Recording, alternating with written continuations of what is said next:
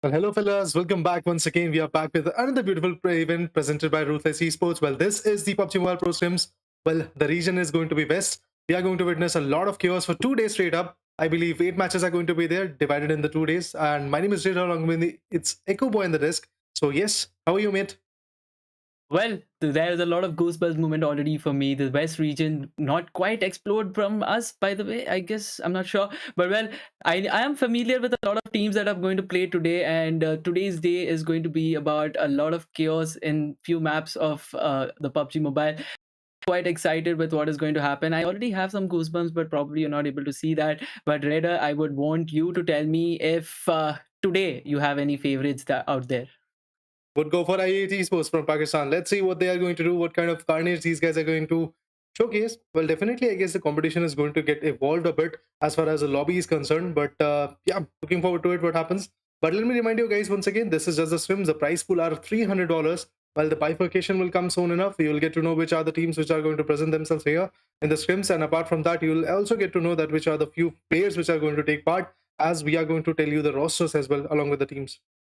Well, that will be put forward in some time, but whoever has joined the stream currently, I would appreciate if you support us by liking the stream and also subscribing to the channel. You must be able to see that particular gray icon there, make it blue, a particular blue red icon there, make it gray. But with that being said, today we are going to witness about two matches, but we will be talking about the teams that we were already discussing. We have Nigma Galaxy, Twisted Minds, Melise Esports, Ozarox Esports, AGONxI8 Esports. I guess this is what you were talking about. This is the squad that you are going to root for today, is it?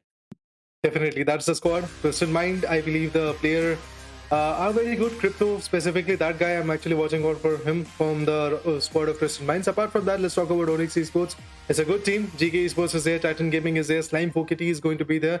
Unicorns of Love, I would love to see what they're going to perform because that's a fairly new team for me in my terrain. Apart from that, if we talk about new boss, that's good enough. But let's talk about the squad rosters first of all, at which are the guys who are going to represent their specific team. While talking about Nigma Galaxy, we've got guys like Lord, Freaky, Hamady, Rauf, and along with that, we have got Tic Tac as well in the scene. If we talk about Twisted Minds, we have got players like Dam2, Ragnarok, CZ, easy to be precise, Python is there, and apart from that, Crypto, the guy which I was talking about, definitely is going to be there. Meanwhile, if we talk about Melise Esports, in that corner, Chenko, Poser LT, Clutch, I9 is there, Lewis is going to be there, and with that, ECO is also going to be there.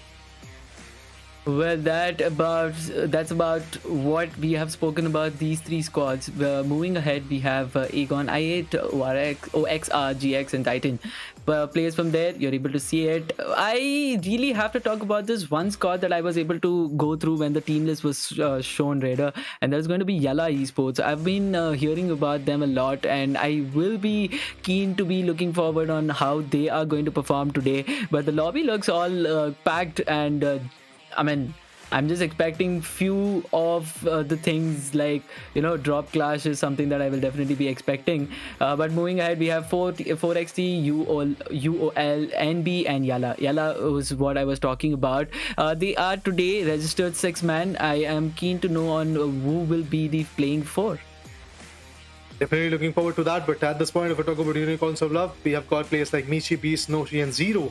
Well, that's a new team, as I said earlier. So definitely looking forward to see what they are going to bring to the table because as far as the competition stands, those $300 are not going to be that easy to fetch. Apart from that, if we talk about teams like GA Esports, that means Digital Athletics, we have got a place like Kiki, we have got Scarface, we have got George, and along with that, we also have got Foray in the scene.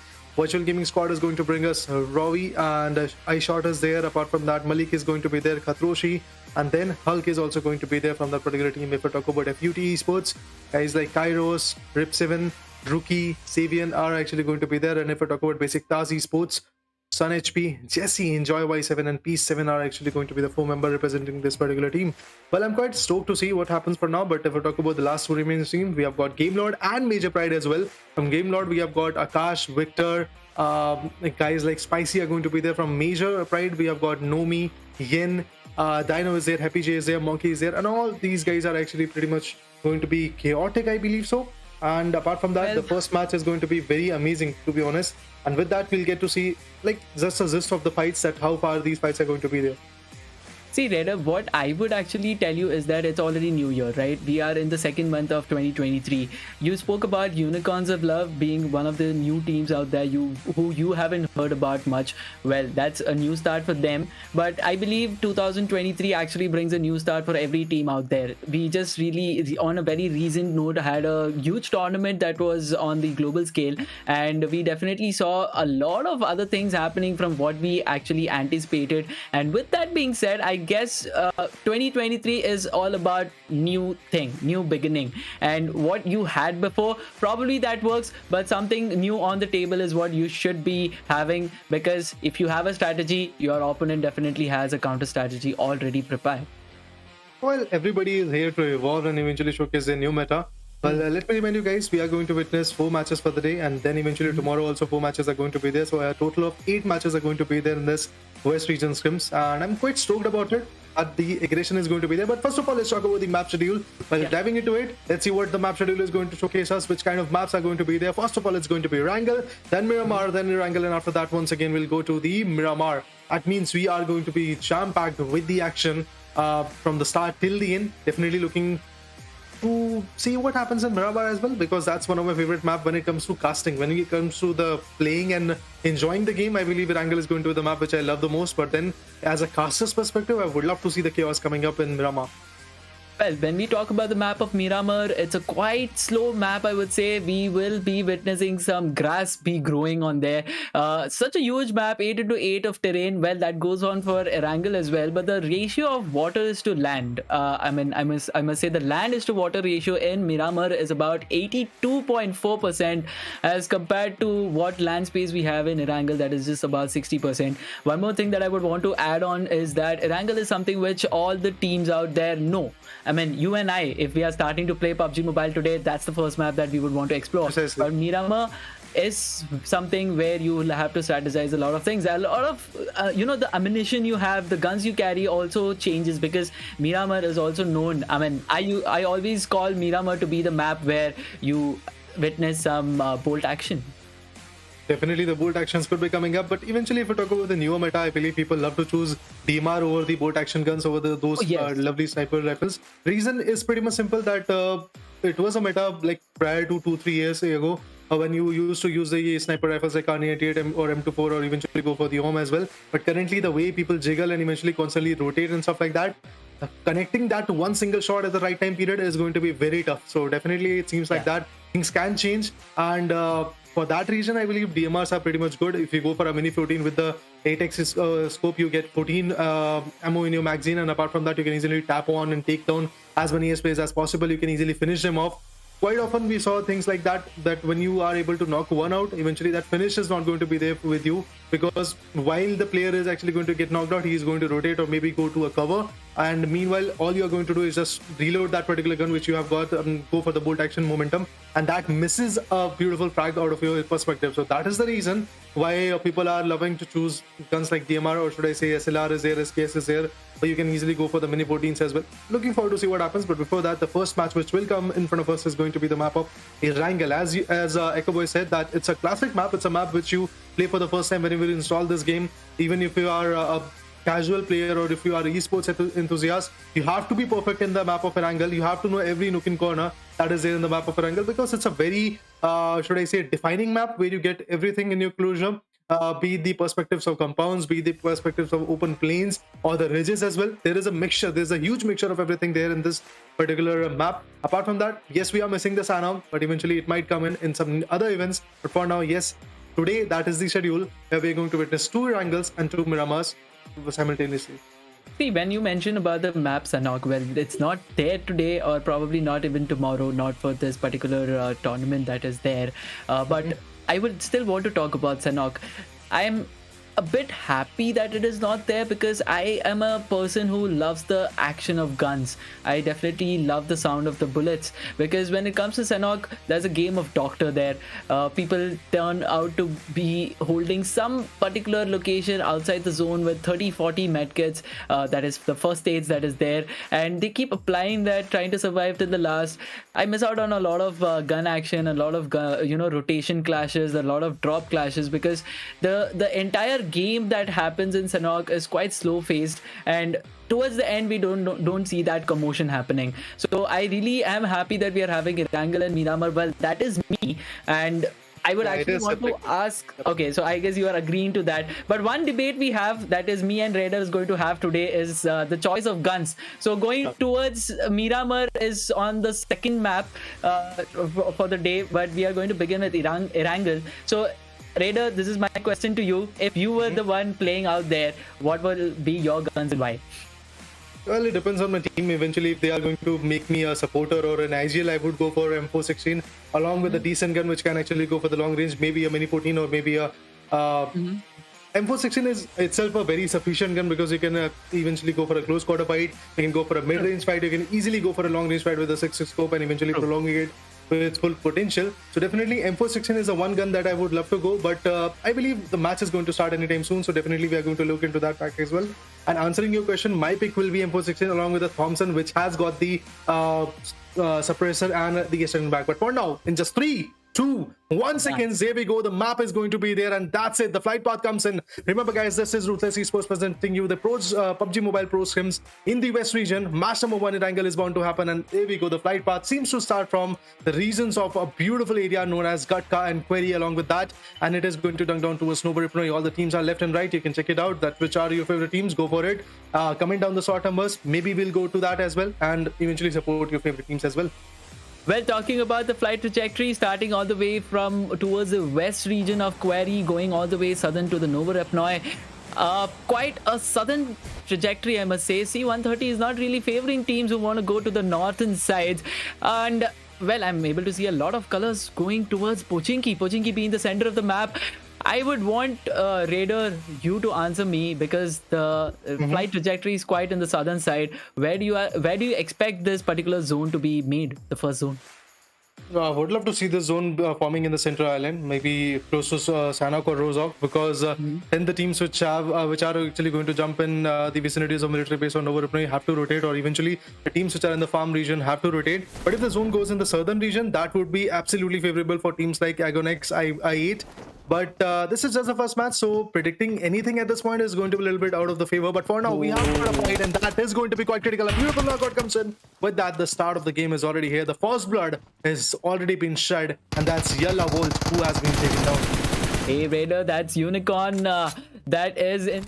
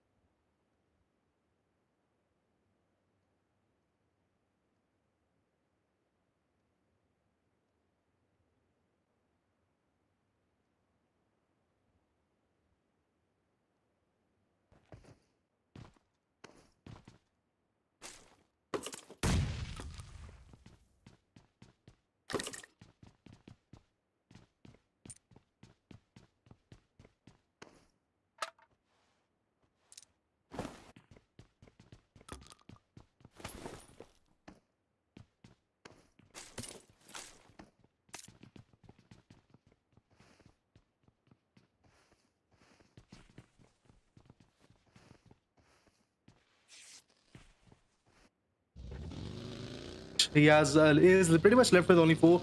But apart from that, if I talk about Dami, the buggy is there. He can easily go for a rotation or maybe create a beautiful flank for the team. But seems like that he also don't have a gun, which is going to impact this fight a lot. Meanwhile, we have got Ragnarok along with that UMP45. Meanwhile, if we talk about another beautiful area of this game, this map, we are looking at Pochinki. And in this Pochinki, Nigma Galaxy is there along with another beautiful team that is going to be Team NB. Let's see what they are going to put through the table.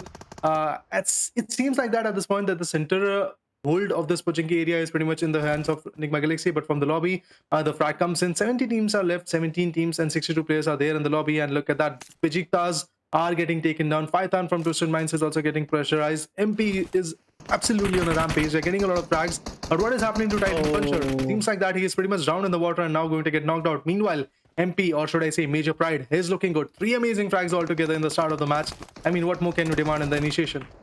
Well, yes, you cannot demand more, but I guess they will demand certain guns. They are quite low on the loot right now. They did manage to get 3 finishes for themselves, but look at them currently not in a really good position. They are kind of suffering. They are getting shot down, but I'm able to see that Titans player just got eliminated because he was in the water. That's quite not what any team would want. Well, indeed, this kind of start is obviously going to demotivate you a lot. But apart from that, let's see what happens. 17 teams are still surviving. As we can see, team FUT Esports, should I say, is looking good. They've got the 4-man power. They are pretty much putting a lot of pressure on players like Monkey from a major pride. But let's see what it can actually bring to the table. But Savian, a definite good enough flank from his corner. He can easily counter a lot.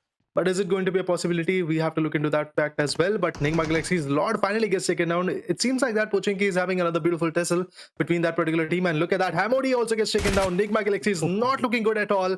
2 good players from Team Nigma Galaxy have already been taken down and they are pretty much knocked out. Not in the fight for now. But if we talk about Rookie, a beautiful flank indeed from his corner. He's pretty much hiding in the corners. Nigma Galaxy Freak manages to take over another guy. But MP, major pride to be precise, is losing one more player. As going to be Spectre. A Monkey also gets taken down. Now it's the time to fall back. They have been able to take 4 frags, but now I should say that fallback is going to be very important. But look at that. Freak, the last man standing of Team Nigma Galaxy, goes in for a clutch. Manages to actually take one down, but no, it was not an easy takedown. With that, Nigma Galaxy, with only 2 frags out of this match, is going to go out. Remember, guys, only 2 points, not a single position point. And we all know as a PUBG enthusiast that position points are as important as the kill points. But meanwhile, another beautiful team that gets taken down, and that's Team Major Pride. The beautiful nade, the glorified fights for Major Pride is ending here against Team FUT Esports. Well, in a matter of fraction, there are 2 teams that got eliminated, and that is not really what those particular teams would have planned for. But talking about Major Pride, they definitely successfully they were able to get 3 frags out of the particular situation, but they were not anticipating that there would be another team that in the name of FUT Esports who would be behind them, who would be hearing to those gun sounds. I believe, see, such situations, such early battles out there is either a boon or going to be a quite devastating moment for them. Talking about which, right now we are able to see the alive status. FUT Esports quite on the top, 4 players alive, 4 finishes to them. Major Pride could have done better. They could have went for the loot first and then for the frags, but nevertheless, what they planned for didn't really work out well for them. What they will be planning for the upcoming game is what I would want to witness and look forward to. Meanwhile, the live standings can clearly showcase us that FUT Esports is one of those teams which is getting favored quite a bit because they've got the 4-man power, they've got the 4 frags as well, a decent enough start, nothing more they can actually demand at this point. The only thing left is going to be gathering some vehicles which can give them the artificial covers. Apart from that, they should go for the situations where they have the great guns in their favor, the right attachments, the right utilities as well, because we all know that it's very important to have the right amount of utilities or eventually have the right balance in your team as well. Everybody should not go for the aggression, should not be the assaulter or the sniper or the IGL for the team. You have to specify a role for the team, but I believe these giants have already done that. Meanwhile, if we talk about Ozarox Esports, let's see what they are going to bring to the table. 2 frags from the corner. Storm was the guy who was able to bring those 2 frags, but alas, he is the one who is out of the equation. Apart from that, I believe his teammates maybe will be able to just replenish a lot of this particular fight. Yalla Esports on the other corner is another beautiful team which has got 4-man power but only 2 frags, so they are also looking quite on a decent path. If we talk about Virtual Gaming Squad, let's see what they can do. For now, the loot is going to be the main question for them. Lipovka is the area where they are. With a beautiful Lamborghini, the rotations are going to be as smooth as you want to be. Well, the rotations might be good, but looking at Crypto right now, he doesn't look good out there. He's holding a compound. He has a 1v3 to be done. I definitely want to see on what is about his squad out there. I really want to see some backup coming. Raider, you must actually help me understand if Crypto has any players alive. No, he's an individual player alive right now. He has an Uzi in his hand. Quite the gun for a close range battle, but will he be able to do a 1v3 out there with a gun which has just 25? Well, if he has an extended mag, which I believe he doesn't, he has just 35 bullets to be firing at a really high firing speed. Will he be able to do a 1v3 is a big question. He spots one down, takes him down, but well, his position is compromised. He's able to connect the bullets, but for how long will he be able to survive? Will he be able to get a 1v3 out there from this situation is a big question. Well, the guy known as Crypto, a beautiful guy, Mhm, pretty much courageous guy, which has got the credibility, which has got the mhm. capability in his hands. But right now, it seems like that it won't be that easy because his HPs is not good. He has not got the right gun, and you can already see he's about to deplete with the play zone damage. This is just the first play zone, but then again, you all know that when you don't have the band-aids and the other stuff that can actually rejuvenate your life, seems like that it's highly unbearable for this guy. Crypto on the other corner, barely surviving. He's holding for the right moment, but no, it's going to be Oxers RRR who will be able to get him out. With that, Twisted Minds, the first game that they are going to play with Crypto is not going to be Carol. that fruitful. But meanwhile, oh, it seems like that Kairos is actually in a very tough spot. A 1v4 could be coming in front of him, but he's holding. He's pretty much prone. I guess the other He's guy not might not moving. know. Yeah, he's not moving. And the team which was in front of him is finally going to move along. That's Team MS Esports, which is completely going to bail out from this situation. And a sigh of relief for FE2 Esports. Well, that is something which they definitely require. A man loss in the early stage is definitely going to prick them in the later stages, because the more the members you have in your team in the end zones, the more the spread gameplay that you can play, and the more the frags that you'll be able to collect. At the initial stage, I believe the survival is what would matter more than the frags, but well, that's important as well, Having said that, we definitely have Poser using one of your favorite guns, being the DMR M Mini 14. Thoughts were there, definitely not significant. But apart from that, if we talk about Melise Esports, well, they are pretty much there, and the frags are not there. But then again, they are surviving. The vehicle kill also comes in. That's amazing. Swain was able to get that vehicle kill. That's amazing.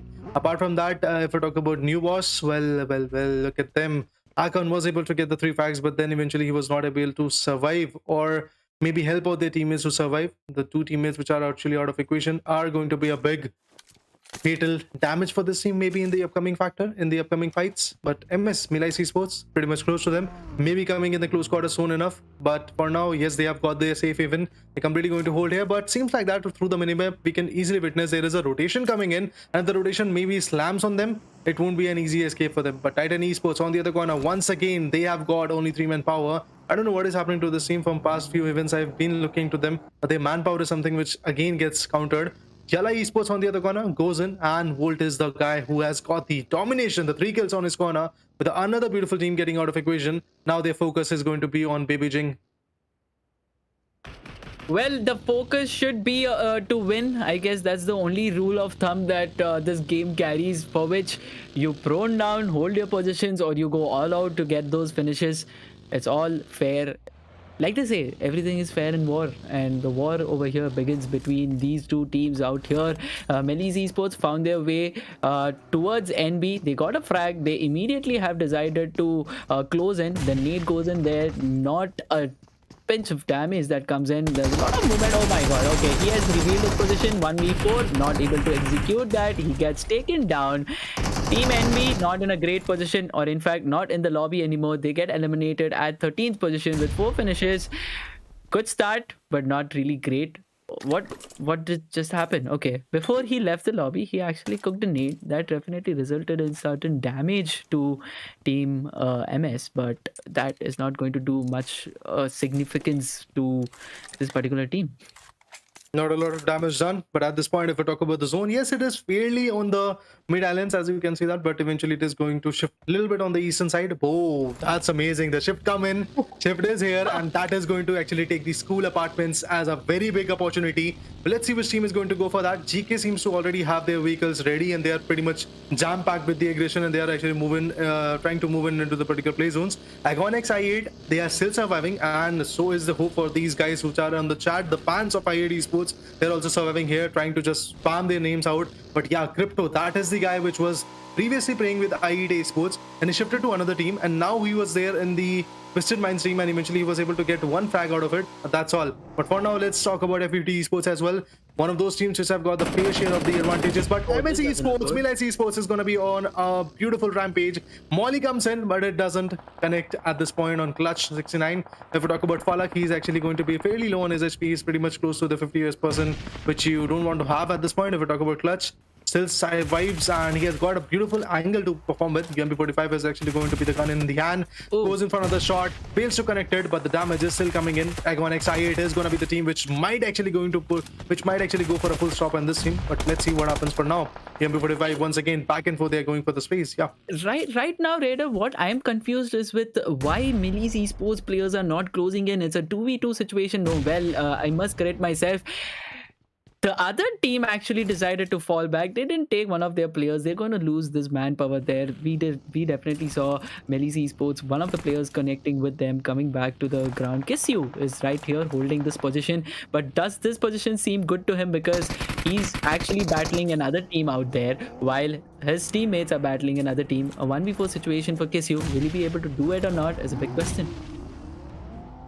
Tough call for now, but the nade goes in. FUT rookie, maybe will be able to find a damage, but eventually that was not fruitful. GS on the other corners, Yusuf, if MVP, was able to get one out of that particular fight, and another domination is coming from Melise Esports, seems like that, and that is the team which is going to get amazing kills. The grenade kills are coming in. 3 amazing kills were already there, but apart from that, a beautiful nade kill was also there. And as you said, this guy, particularly known as Kisyu, let's see what he can do. He's still waiting for the right opportunity. Might be able to get it soon enough because that 87 is pretty much in the open home. And oh, that was amazing with a beautiful shot. Manages to take one down, goes into attack on the another guy, was able to dish out a damage on him. Not significant, but here's the damage was there. Rotations are coming in so that they can easily deflect a lot of things. And another shot goes in. Oh, Rookie is really low. Rookie is really very low from the right corner. Another shot comes in. That's Poser who is going to take him apart. This guy is not going to stop anytime soon. 5 amazing frags from the corner and they are still on a rampage, but seems like that another team is in the close quarter. Yes, the damage comes in and that's Ozarox Esports which is going to get this one. MG's Lewis is going to get knocked out. Only 5 frags in the corner. Seems like that, just like that team which was known as Major Pride, which went out quite early. This team could be another beautiful team of that example, that you have to aggress but not go with the over aggression. Well, I would definitely agree to that, but look at how Melise Esports is managing themselves. They actually began with their early rotation where they got a couple of frags. Then they were fighting another team towards the west. There was a call from Kisyu that, well, there is another squad over here out there in open. I guess we should be charging towards them. The entire team's, mindset, the gameplay that they got in here was to shift from this particular battle to the other one. They definitely were fruitful there. They did manage to get couple of frags out there as well. But what they didn't really calculate is there was another team towards the team of FUT, which definitely did put some pain towards Melise Esports. But right now they look good. They got a couple of frags in this entire region, and they are losing a couple of players out there, but I believe they're looking fine for now. Indeed they are. On the other corner, if we talk about the school parts, as you can see, Titan is completely trying to fall back. Seems like that he's the last one standing, and yes, he is. UMP45 is in the hands. We have seen oftentimes that players with this gun have clutched out a lot of squads. But let's see what this guy is going to do. He is capable, but Lewis on the other corner from the team known as Melise Esports is back in the game. The revival is done. They have got the chance to survive once again. FUT Kairos meanwhile manages to get out a guy from GK's, and that's good enough. Titan, this guy is still surviving. He's having a fair chance of survival at this point, because whenever we want to actually push on a school apartment area like this one, I guess not having the right needs, not having the right callouts maybe can be very fatal for you, because if a guy finds you, he's easily going to knock you down and finish you up as well. But AGONxI8, oh, that was amazing. AGONxI8 Esports' Busum was taken down just like that. That was a beautiful shot coming from Savian's corner. Although, alas, the push cannot be there. They are the 2-man standing. Last 2-man standing to be precise. They cannot push. If they go for that push, they might not survive for the next fight. Well, see, now what FUT Esports has to do is dip their toe in the water before committing to the entire fight. That being said, what I mean from that is, Raider, they definitely have to scout their entire region. If you're able to see that small map in the top right, there is not just 1 or 2, there are almost 5 teams out there who are holding this particular region. The zone, well, it welcomes all the teams to be playing inside, which actually gives us an answer to why these many teams are here. But the way the teams are holding, and just moments before you had mentioned that pushing a building in school apartments is quite difficult if you do not have the right callouts, or if you do not have the right the utilities that there is. Titan surviving alone. Shots getting connected on him. He is surviving with a single HP out there. He's been completely surrounded. Doesn't get an opportunity to heal himself up and commit for the fight.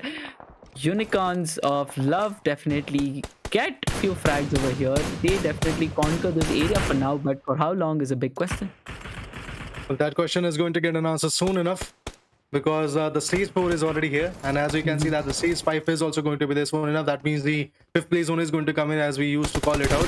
But at this point, if we talk about the aggression, yes, definitely it is working out. Only 11 teams, 28 players are surviving. I'm pretty much stoked to see what happens. Eventually the zone goes in for the apartment region. That would be lovely, but seems like that the zone might actually go for the open arena, but no, it's going to be the apartment one. Every now and then the zone is just playing a cat and mouse game with me. But now finally Ozarox, what a rotation from his corner. He might actually go on a rampage on Team Ozo, but that won't be a fruitful one because he's the last man standing of his team in this particular POV. Yes, his teammate is about to, his teammates are about to come from that particular perspective, and he's going to regroup with his teammates and maybe them give them the strong position that is required at this point. But yes, if I talk about Yalla Esports, look at that, 3-man power surviving. Saf is at a loss. They are trying to focus more on the areas where the apartments are, but maybe the shacks are going to be the one which is going to be a fruitful opportunity. But AGONxI8 Esports, one of those lovely team everybody wants to support, is now in a pickle now because they are actually going to take up the fight with another beautiful team. But seems like that one more fight is going to be there, and that's going to be Oxer, or UI, should I say. Unicorns of Love are also here, which are also but that was a very bad mistake. If the takedown would have been there by Falak, but no, the takedowns were not there. I'm pretty much surprised to see this team not having a single frag, because I8 Esports is known to be aggressive. Well, see, because it's a new start, like I mentioned in the early, early beginning of this particular thing, I definitely want to tell that they might be trying something new. They might be wanting to play the game of survival for now to anticipate on what is the game style that the other teams are wanting to adapt to, and probably they are going to have some counter strategy already been planned. For now, they're holding a building where they already have welcomed some outside people out there. Well, that being said, Unicorns of Love are definitely going all out. They do not have two members. They survive with just two, but they still are wanting to commit to fights. They are still wanting to get few more frags out here. But having all this said, I guess MS is holding a really amazing, they have the control of this map, is what I would want to say. 3 players still surviving with 5 finishes. One of the best out there for now. Survival is here. Yalla Esports looking good. Definitely I've got the shack. Nobody will be able to push beyond this ruckus. But then again, Yalla Esports Volt revolts with a knockout on 4KT. That's Cole who has been taken down. Now the Molly goes in. Can this Molly find out a way of a knockout? But Triple R is still surviving. Yellow Volt on the other corner gets taken down by Unicorn of Love. Another nade gets cooked up. This is going to be Plaza. 4KT. Oh, the nade is there. That could be impactful, but no.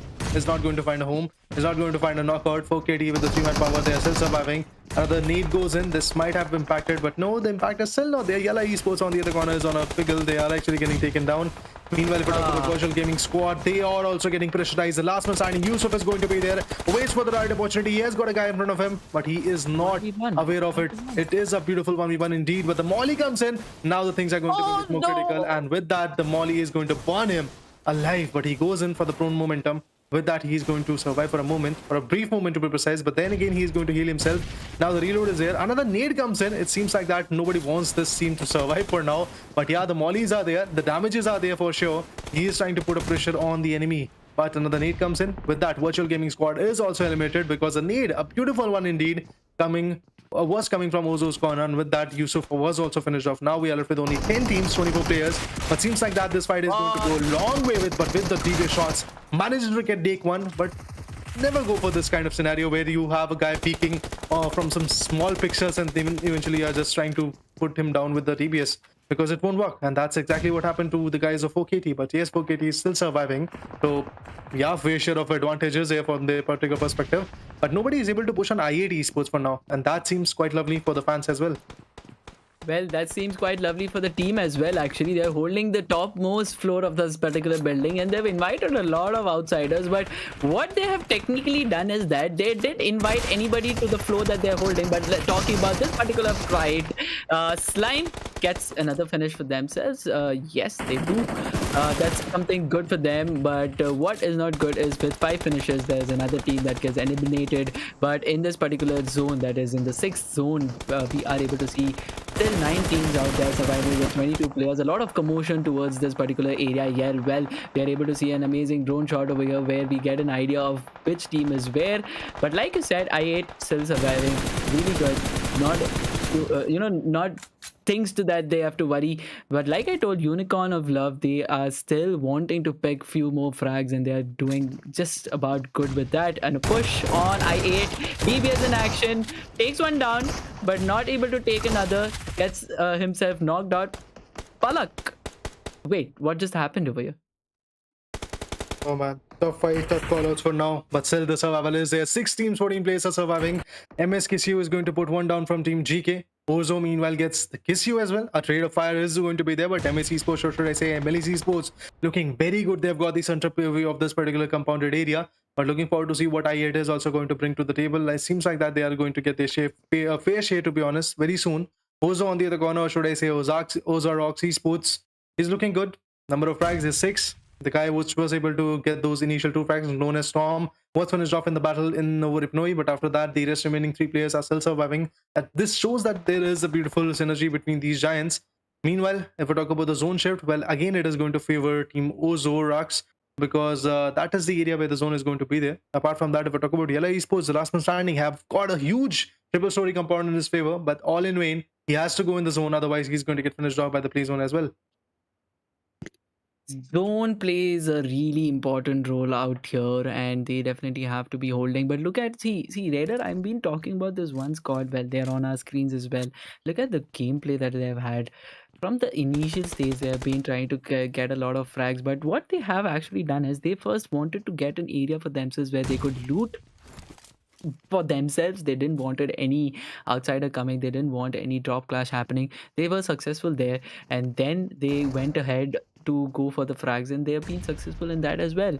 What is working out for them is what they are wanting to do. But with these smoke paths, there was a try to be crossing from one particular compound to the other, like you said, towards the zone. But we definitely have Ozarox Esports not wanting that particular thing to happen. A couple of frags for Ozarox is definitely there, but at the same time, they are also facing some damage for themselves. They are also getting attacked, but for how long will this be working out is a big question for now. Well, the damage is going to be there for sure, because now this team is going to become the center of attraction. Everybody knows that there is a team in this area where the circle is going to form. But look at that beautiful drop shot that changed the pace of the game. With that, another elimination comes in. But don't worry, guys. The Ozarox fans, the team is still surviving. There is still a fair share of chance that this guy is actually going to continue, maybe put the team in a very safer spot. Ghat on the other corner, which was taken down, is not going to survive because the bleeding damage is going to be there, and it seems highly unprofessional for them to go for the fight. But look at that, a beautiful nade indeed coming from Pozer's corner. He was able to take one down, but another fight is going to be there. With that, AGONxI8 Esports, one of the fan favorite teams coming from the Pakistan region, is going to be out of equation. Only 3 kills from the corner, and the positioning was 6 if I'm not wrong, so that means only 4 points. Yeah, exactly 4 points from their particular perspective. A total of 7 points in a single match. Decent enough, but not that good. Apart from that, if I talk about Unicorns of Love, this is a team, interesting one indeed. But MSC Esports might not be giving them the way out of this fight. 7 frags from the corner, looking good, but the manpower is something which I'm worried about. Their placement is something I'm worried about. They're trying to repass themselves, bring back the motivation, or should I say extra space that they wanted to bring back the glory for the team. But KCU with the 2 frags, 0 gets taken down, and this is a very great opportunity. This is a very big opportunity for the team. And with that, Unicorns of Love finally gets finished off. 7 kills has to go. That means a total of, I believe, somewhere around 13 points from them in the leaderboard. That's all they are going to get. But Ozarox Esports still surviving. That's going to be Nox S7, which is there present. Maybe will be able to push his team to the #2, because the fight seems to happen between Melise Esports and GK. Why not #1? Because, well, he's the one who is actually going to be spectating like we are. He might just be waiting for the right moment, but looks like he wants to get inside the zone. Probably he is some centimeters away, some meters away from the zone, and that will be making him to get inside. But will he be able to successfully do that? Because GK was trying to do that as well. They were 4-man strong, but they lost 2 players to Ozarox itself. Well, he has done it. He's been successful. MS still wanting to hold the position. They did spot Ozarox over there. It's a 1v2v3 3 situation. Ozarox will want to get inside. He spots Ragnarok. Yes, he does. But C will not wait. But that's an opening for MS out there. Well, let's see what happens. The SWK portion is going on, and yes, it was able to get them the result. Melise Esports, a beautiful indeed match coming from the corner. With that, they've got the win over the chicken, the first one in the West region, presented by Ruthless Esports. A beautiful match indeed from our corner. Love the way the Erangel went out eventually from the start till the end. There were a lot of clashes, but the last one was absolutely amazing. The battle between the compounds of the school aparts was absolutely amazing, and I absolutely loved the way aggression went out. But finally, as you can see, that it's Melise Esports. I don't know the number of frags that they're going to get, but definitely looking forward to a bigger chunk of fights from the corner. Oh, 12 eliminations. The total points is going to be 22. That's amazing. For #1, I believe only 10 points are going to get rewarded. And with that, as you can see, that the damage was absolutely amazing. MS Esports was all the way, I mean, everywhere, to be honest, in the lobby. Wherever you want to see a fight, MS Esports might be lurking in that shadow. Yes, I must agree with that because Melise Esports from the initial stage itself were there present. I guess this is the team which was able to choose their battles, and every battle that they chose definitely worked well for them. But from the team itself, Poser looks to be quite happy with those 8 finishes, following up Right. with Kisyu with 3. Lewis gets 1, and Clutch, I believe, plays the role of support. Where there was a need of smoke, he was there. Where there was a need of revival, he was definitely there. He did a quite great role about helping his team get to what and where they are. But with that being said, Melise Esports, congratulations to you. You have definitely nailed the first particular match. But well, there are 3 more matches. Anything can happen, and anything can be happening for the teams which got eliminated in the beginning. What I believe or what I am going to take from this particular match is Raider is that Mm-hmm. if you're going to avoid the early commotion, if you're going to avoid the drop clash like what Melise was able to do, then I believe you might just have a good game. Because see, what I was able to see is that there was this team, Major Pride, if I'm not wrong. They Mm-hmm. definitely had Yeah, a that's the thing. battle in the beginning, yeah, and they were definitely able to capitalize with that particular team. But what they were not able to evaluate is that that is a particular battle out there, but there is a war waiting for them, and for the war you need the guns, and they didn't have that. That did a lot of damage to them, not only to their plans but well to them as well. But going ahead with MVP, Raider, why don't you tell about Kisyu? Oh man, that name. This guy from Melise Esports, it's Kisyu, is going to get the 3 eliminations, making him the MVP because he has got the 4 frags as well. Look at the damage, 931, pretty close to 1,000 marker. Heals was 394. Survival time, I mean, obviously that is going to be very important for him. The match ran out for 26 minutes and 24 seconds, and that's the exact amount of time this guy was able to survive in the last match, because he was one of those final guy who was able to eliminate the upfront team, which was GK, if I'm not wrong. So that's amazing. Now let's talk about the top players. Poser LT is going to be the one which is actually going to be on top with 8 eliminations, and I believe 786 is going to be the number of damage that he was able to get. Apart from that, another beautiful guy which is going to pretty much be close to him, but then again there is a buffer of 4 eliminations. So that is XQSMEIC from Unicorns of Love. 4 eliminations, 646 damage. Survival time a little bit on the lower side because you saw this team was shattered by Team MS Esports with some good nades. Well, heading towards the 3rd, 4th, and 5th position, we have Ozarox Nox, we have Onyx RRR, and Melise Esports Kisyu. What I really want to be, looking at is, I really want to be actually listening to MS right now. I believe there's a battle that they are fighting with other teams, but there's a battle in the team itself Within, yeah. on who is going to be, within the team as well, on who is going to be on the top. Definitely, I mean, being the MVP is obviously going to give you the boost, but then again, as a team, you have to perform. Eventually, a solo man performance is maybe going to get you a lot of frags, but then it won't be good in a larger scale. But for now, the damage graph can easily show you that there was a beautiful balance between the kills and the damage as well. for MSC Esports, for Ozo as well. If we talk about the staging scenario, as you can see that Yalla Esports, well, they were able to dish out the damage of 1250, close to 1250, but then they were able to get only 3 frags. This shows that they were able to lock out a lot of players, but eventually those finishes were not there for them. Now, coming to the match was ranking, you can see that Melise Esports is going to be on top with 22 players, and cutting them half, Ozarox Esports is going to be there with only 13 points from their perspective, because they had 8 eliminations, but eventually the rank points were not that good. As you can see, Unicorns of Love, 7 eliminations, 4 rank points, 11 points from them. Same goes for Geekay Esports, although they were pretty much on the back foot when it comes to the eliminations. So 5 eliminations, 6 rank points from the corner. Yalla Esports gets 6. Onyx Esports is going to get 5 points on their perspective. And if I talk about FUT Esports, 5 as well. AGONxI8 Esports also with the 5 points. Major Pride with only 4. New Boss with 4. Same goes for Slime 4KT. Nigma Galaxy with only 2 points. But I'm pretty much, should I say, worried? Shattered to see, shattered, worried, what you want to call it out. Besiktas Esports and Titan Game is 0 points from the corner. Meanwhile, Twisted Minds having Crypto in their favor, a guy who can easily come up with a good fight, was also able to help out them with only 1 point, because he was the guy, if I'm not wrong, who was able to get the final frag for the team. Yes, you are indeed right with that, but what I would want to add on to whatever you have spoken is that if Twisted Minds is having a really charming player in the name of Crypto, what they have to do is let him be and let him play the way he wants to, and the team adapts to it. Because if he's the one who gets a lot of frags, then I guess the other 3 will have to play the game of support. But it's a fairly new team, they will definitely work it out, and when they do, I guess Twisted Minds is going to be in the place where we have MS right now. We're talking about the match stats: 62 total finishes, 7,742 total healing, 74 knocks, that's more than the total finishes out there, 14 total headshots, airdrops looted with 3. I did definitely see somebody having AWM, but I don't think that was quite used. 253, okay, that's a lot of probables used. 29 total rescues, 235 meters being the longest distance.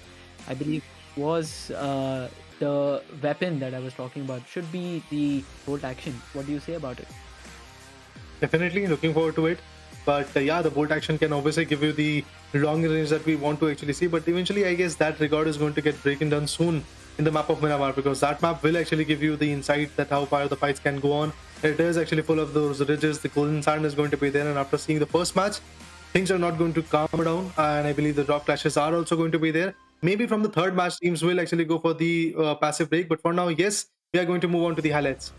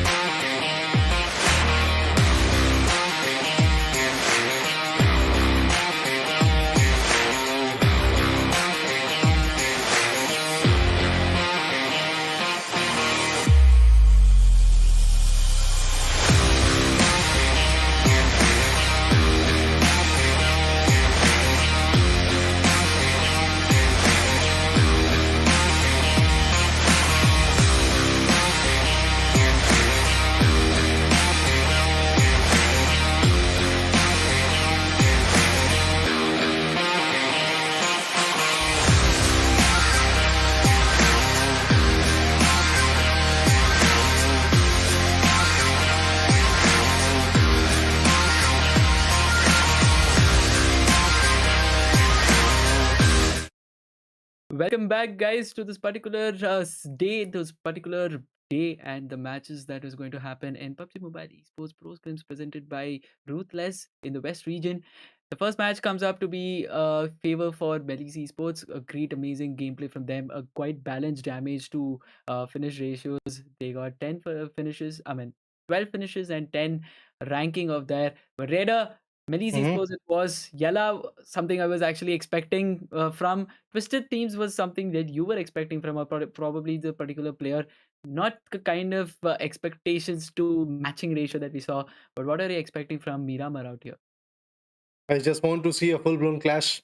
Just that would be lovely as a caster, as an audience. But then again, Yeah. if we talk about the teams, I believe they want to go a little bit on the slower note. Those teams which went out quite early, like Besiktas Esports, they would love to actually go in a secluded drop location. But then again, this is the first match played in this particular lobby. So nobody knows that their secluded location is going to be covered up or maybe pretty much open ended, where they can easily go for the loots and stuff like that. Because if you want to go for places like Montenuovo, there might be 6 or 7 teams coming in the same location, but there might not be even a single guy going to that location because Miramar is a big map. It's a huge map. Although their dimensions are pretty much similar to the Erangel 8x8, but the only difference, the major difference that is there between Erangel and Miramar, apart from the landmass, is going to be as simple as that Miramar is a map where the island situation is there, and Miramar is pretty much a land-based map. So that's definitely a big difference. And eventually, the play zone shifts a little bit on the slower note. You get the ridges, you get the longer rotations. The ridges are there. The roads are pretty much more favorable. But then again, if you have got vehicles like buggy, you can actually go for the ridges as well. So a lot of expectations are there from the Golden Sand, on the map of Golden Sand to be precise, from my corner. So definitely looking forward to it. But what these guys are going to bring to the table, because Erangel, well, it was absolutely amazing. Everything that I expected, the clashes, the strategies, the full-blown outrageous fights, the nades, was everything on point. And eventually the thing which we miss a lot in a lot of competitive scenario, the vehicle kills. Well, that was also there in the first match. So looking forward to see what happens in this map of Miramar, because we might actually see some vehicles flying here and there, bursting out in the flame, because that do happen in Miramar. See, yeah, so I'll be adding to that is the radar, the vehicle health of the vehicles that are spawning in Miramar is quite low as compared to what we have in Erangel. But well, we have a call that has been coming to us, and that is going to be about the schedule itself. Talking about which MS, the Melise Esports, 12 finishes, 10 position points, quite on the top, because the second position that is being held have I guess it is Ozarox, and they only have 13 finishes. But now it is about the momentum that the teams in the top 5 have built. They'll have to maintain. The teams those are in the bottom of the table, they will have to change. They have to gain the momentum. They have to match with what is already being presented from the top teams in the leaderboard right now, and they have to change the entire scenario to which will be favoring them. What they can learn from the teams that are in the top is to first loot alone and then go for the frags. But if you have somebody coming to your location, probably you will have to welcome them as well. Definitely a lot of insight has to be taken down at this point, but Miramar, as we were talking about in the previous cluster deck as well, is a very opportunistic map as well. If you are able to get those third parties, that could be absolutely amazing. But looking forward to see if Melise Esports is going to be consistent, or some other team is going to dethrone them in the leaderboard and maybe bring back another beautiful or glorious fight. But look at that. Coming up next in just 60 seconds, we'll witness the map of Miramar, and as you can see that there are a lot of opportunistic places. For example, we have got Montenuovo. Welcome to Picardo scenario is going to be there. The Los Leones, the biggest ever city in the map of, or should I say in the game of PUBG is going to be there. That's Los Lunas, the biggest compounded city that you can get. La Cobre is going to be there. Hacienda is there. San Martin is there. We have places like Impala. We have places like Junkyard, Graveyard, Minas Generalis. A lot of places are there where you can jump. But for me, I think that the teams are actually going to go for more secluded compounds which don't have any name. But then again, there are quite a few compounds like close to San Martin, close to Hacienda del Patron, or close to Picardo, where they can easily get a lot of loot and maybe make themselves rest assured that they're going to survive as well. But for now, as you can see that in just 10 seconds, the match will start. Are you excited, guys? Comment down and let us know, although there is a stream delay of 3 minutes so that we can give the competition. Yeah. In 2, 1. Oh. Okay, another timer will come in. So let's count this down together, Raider. I'm actually quite excited, and I really want to get all the excitement out, because, well, if I get too excited, then there's a lot of things that comes up from me. But flight C-130 takes its flight trajectory Looks like it is starting all the way from the south. Yes, Ooh. it is between Puerto Paraiso and Los Higos. Flying all the way up from Los Leones, Picardo, Power Grid, Cater Fields, and La Cobreria will be definitely covering. Will be some places that are quite exactly below the flight trajectory. Quite a centric flight path, I must say, Raider. Definitely the flight path is looking good, man. No doubt on that. It's pretty much diagonal, and as you said, it's a centric type of flight path where a lot of teams can jump in their favorite vicinities. Yes, areas like Tiara Bronca, Torre Muda, and Campo Militar are going to be a little bit more far away, but then again, the areas which are there are absolutely going to be amazing. But for now, it seems like that we are going to witness some more matches very soon. But there might be some technical difficulties on the back end because this is the game where things can change. It's a multiplayer, obviously. There might be some connection issues and stuff like that, but it will be resolved soon enough. As you saw in the map of Erangel, everything was seamless. Just hoping for that to actually happen, because here in Ruthless Esports, we are here to present you with a fair chance of a glorified match, with a fair chance to witness your favorite teams in the particular tournaments and maybe give you the insight that you want for your esports career. Or if you are just a casual viewer, a casual enthusiast who loves to go witness the PUBG game action, I believe that action is also going to be there anytime soon. See, what I would say is, Raider, the game of PUBG Mobile is not just about, the guns where you show your firepower. It's not just about the strategies that you actually have to apply in different maps and different scenario. You will have to re-strategize. There's a lot of things that happen. There is team synergy that again plays in. But this game cannot be completed without the issues that comes in as well.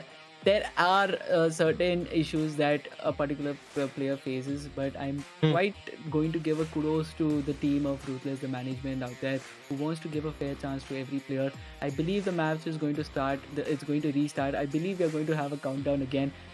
I believe we are again going to have that excitement building up. But over to you, Raider. I guess we are restarting this one, so I want you to be the pilot of this particular match and the map, and take us through the sand of deserts. Well, let's see. The match has been started, so definitely looking forward to see what happens in the game, what kind of flight path is going to bring in, and eventually where the people are going to drop in. To be honest, because the drop location is something which is going to be quite critical for you as a player. It matters a lot because there are certain vicinities that you love to explore. In the map of Miramar, there is not a possibility that you are going to learn every nook and corner, because there is n number of ridges. Yes, you can actually talk about those significant ridges from the San Martin perspective or from the Picardo's perspective. You can counter that, but eventually those small ridges which can easily shatter your rotation, maybe put you down, maybe struck your vehicle, can actually be there. So definitely talking about that is not going to be that easy, but eventually when the game gets started, we'll get to see that. For now, yes, the game has not been started. We are waiting on the call outs from the back end that the game will get started, and eventually we'll get to see the chaos. But let's see what kind of chaos is going to be there. In just 20 seconds, I've got the call that the game is going to get started. Just 20 more seconds, guys. Please wait on, because that aggression is going to be there and it's going to be quite lovely. I'm actually quite excited to see what happens eventually in the game, because now I believe not just the $300 are at stake, the glorified situations are also there to witness this fight. See, it's not always about the prize pool, but it's also about what you leave behind after you play this game out here. It's not about winning, it's about what you leave for the other teams to take, for the players, for the fans, for the for the self motivation that there is. Even if you're not able to perform your best, even if you're not able to get to the top of the table, it is about what you have learned from this entire journey. But enough said, let's dive right into this map again. Flight C-130, Raider, please take us to this journey. From Impala to the La Triela Montenovo, let's see where the people are going to drop in. Well, this is not a regular one, but then again, there is a fair share of compounds which are going to be there. As you can see that there are a lot of players jumping in the Impala vicinity, or maybe go for the Puerto Paraiso as well, or they can easily go for the longer rotations, maybe go for the vehicle rotations, maybe go for the LSR location. Los Units pretty much open-ended. There can be more than 2 or 3 squads surviving at the same time, because it's a huge compound. You can be in a tussle, but then again, those losses of the life may actually come along the way. Apart from that, as you can see that Picardo, another beautiful area where teams are trying to incline in. Pubg could be another beautiful area where the teams might jump in, but Yalla Esports once again here in the last one, as you saw in the leaderboard, 11 points from their perspective. Looking forward to see, can they double it one in this particular matchup because the points distribution table is according to the 10 points for the winner chicken dinner. And I was also very confused when I saw team Melise Esports in the last one getting only 22 points with the 12 frags. But remember, guys, the points distribution table has been changed. Now the team which is going to get the 10, which is going to get the winner chicken dinner is only going to get 10 points as compared to the previous 12 pointer or the more previous 115 pointer type of situation. But now I guess the aggression is there. It's Geekay Esports who is trying to pop out few players from the FUT Esports. Well, but the first blood goes somewhere else. I definitely would want to witness that if we could witness it, that is. But talking about this particular region in Los Leones, the players have already got their loot. I know this a particular area. While I was playing, well, I was trying to be a competitive player. Well, I definitely failed to be doing that. This was a drop location that I used to take in Miramar, and I'm pretty sure that this building that DK is holding right now has a really good situation. But well, enough spoken. There is already an action that has been beginning. There is one player that FUT has lost, but in counter attack, they have definitely got a frag for themselves as well. So the situation now equalizes. It's a 3v3 out there over here, but there are fights happening in the other regions as well. We will be witnessing that as well. But talking about this, Raider, one finish is to one finish, 3v3 situation. Who do you think is going to get an upper advantage? Well, first of all, not a good start for both of those teams. Oh, yes. Because losing the manpower is going to be very critical. But look at that. FUT Esports rookie is going to get his second frag. That's good enough.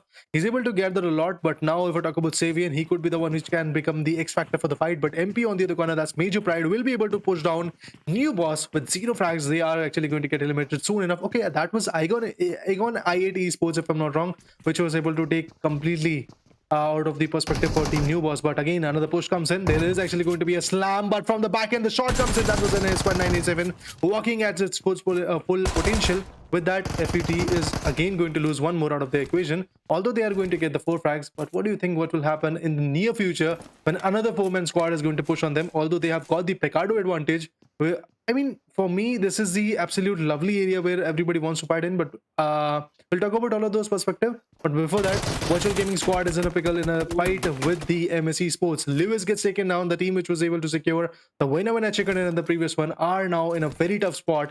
Again, another guy can be taken down. That's going to be Clutch. SK Shots goes in. But with that, MSKC also gets taken down. Poser LT also gets taken down. What is happening to MSE Sports now? Being overconfident, or what is this? Because the meta is totally different for them. Now, Win 94 is in the hand. That gun is not very critical, but I believe when in the competitive scenario, whatever gun you have is going to be the gun that you want to use. Well, this is what happens when you actually get into the early fights. You will have to battle with whatever is available. There is a close-in from Clutch. We will be witnessing a 1v1. My fingers are crossed for MS because they definitely did perform really good out there in the first match. But this is all about the sands. It is not about the grass. In this particular map of sands, who is going to get the upper advantage is a big question. Well, for the answer, Clutch definitely gets it. Oh, okay. Okay. I believe they are just saving few bullets out there.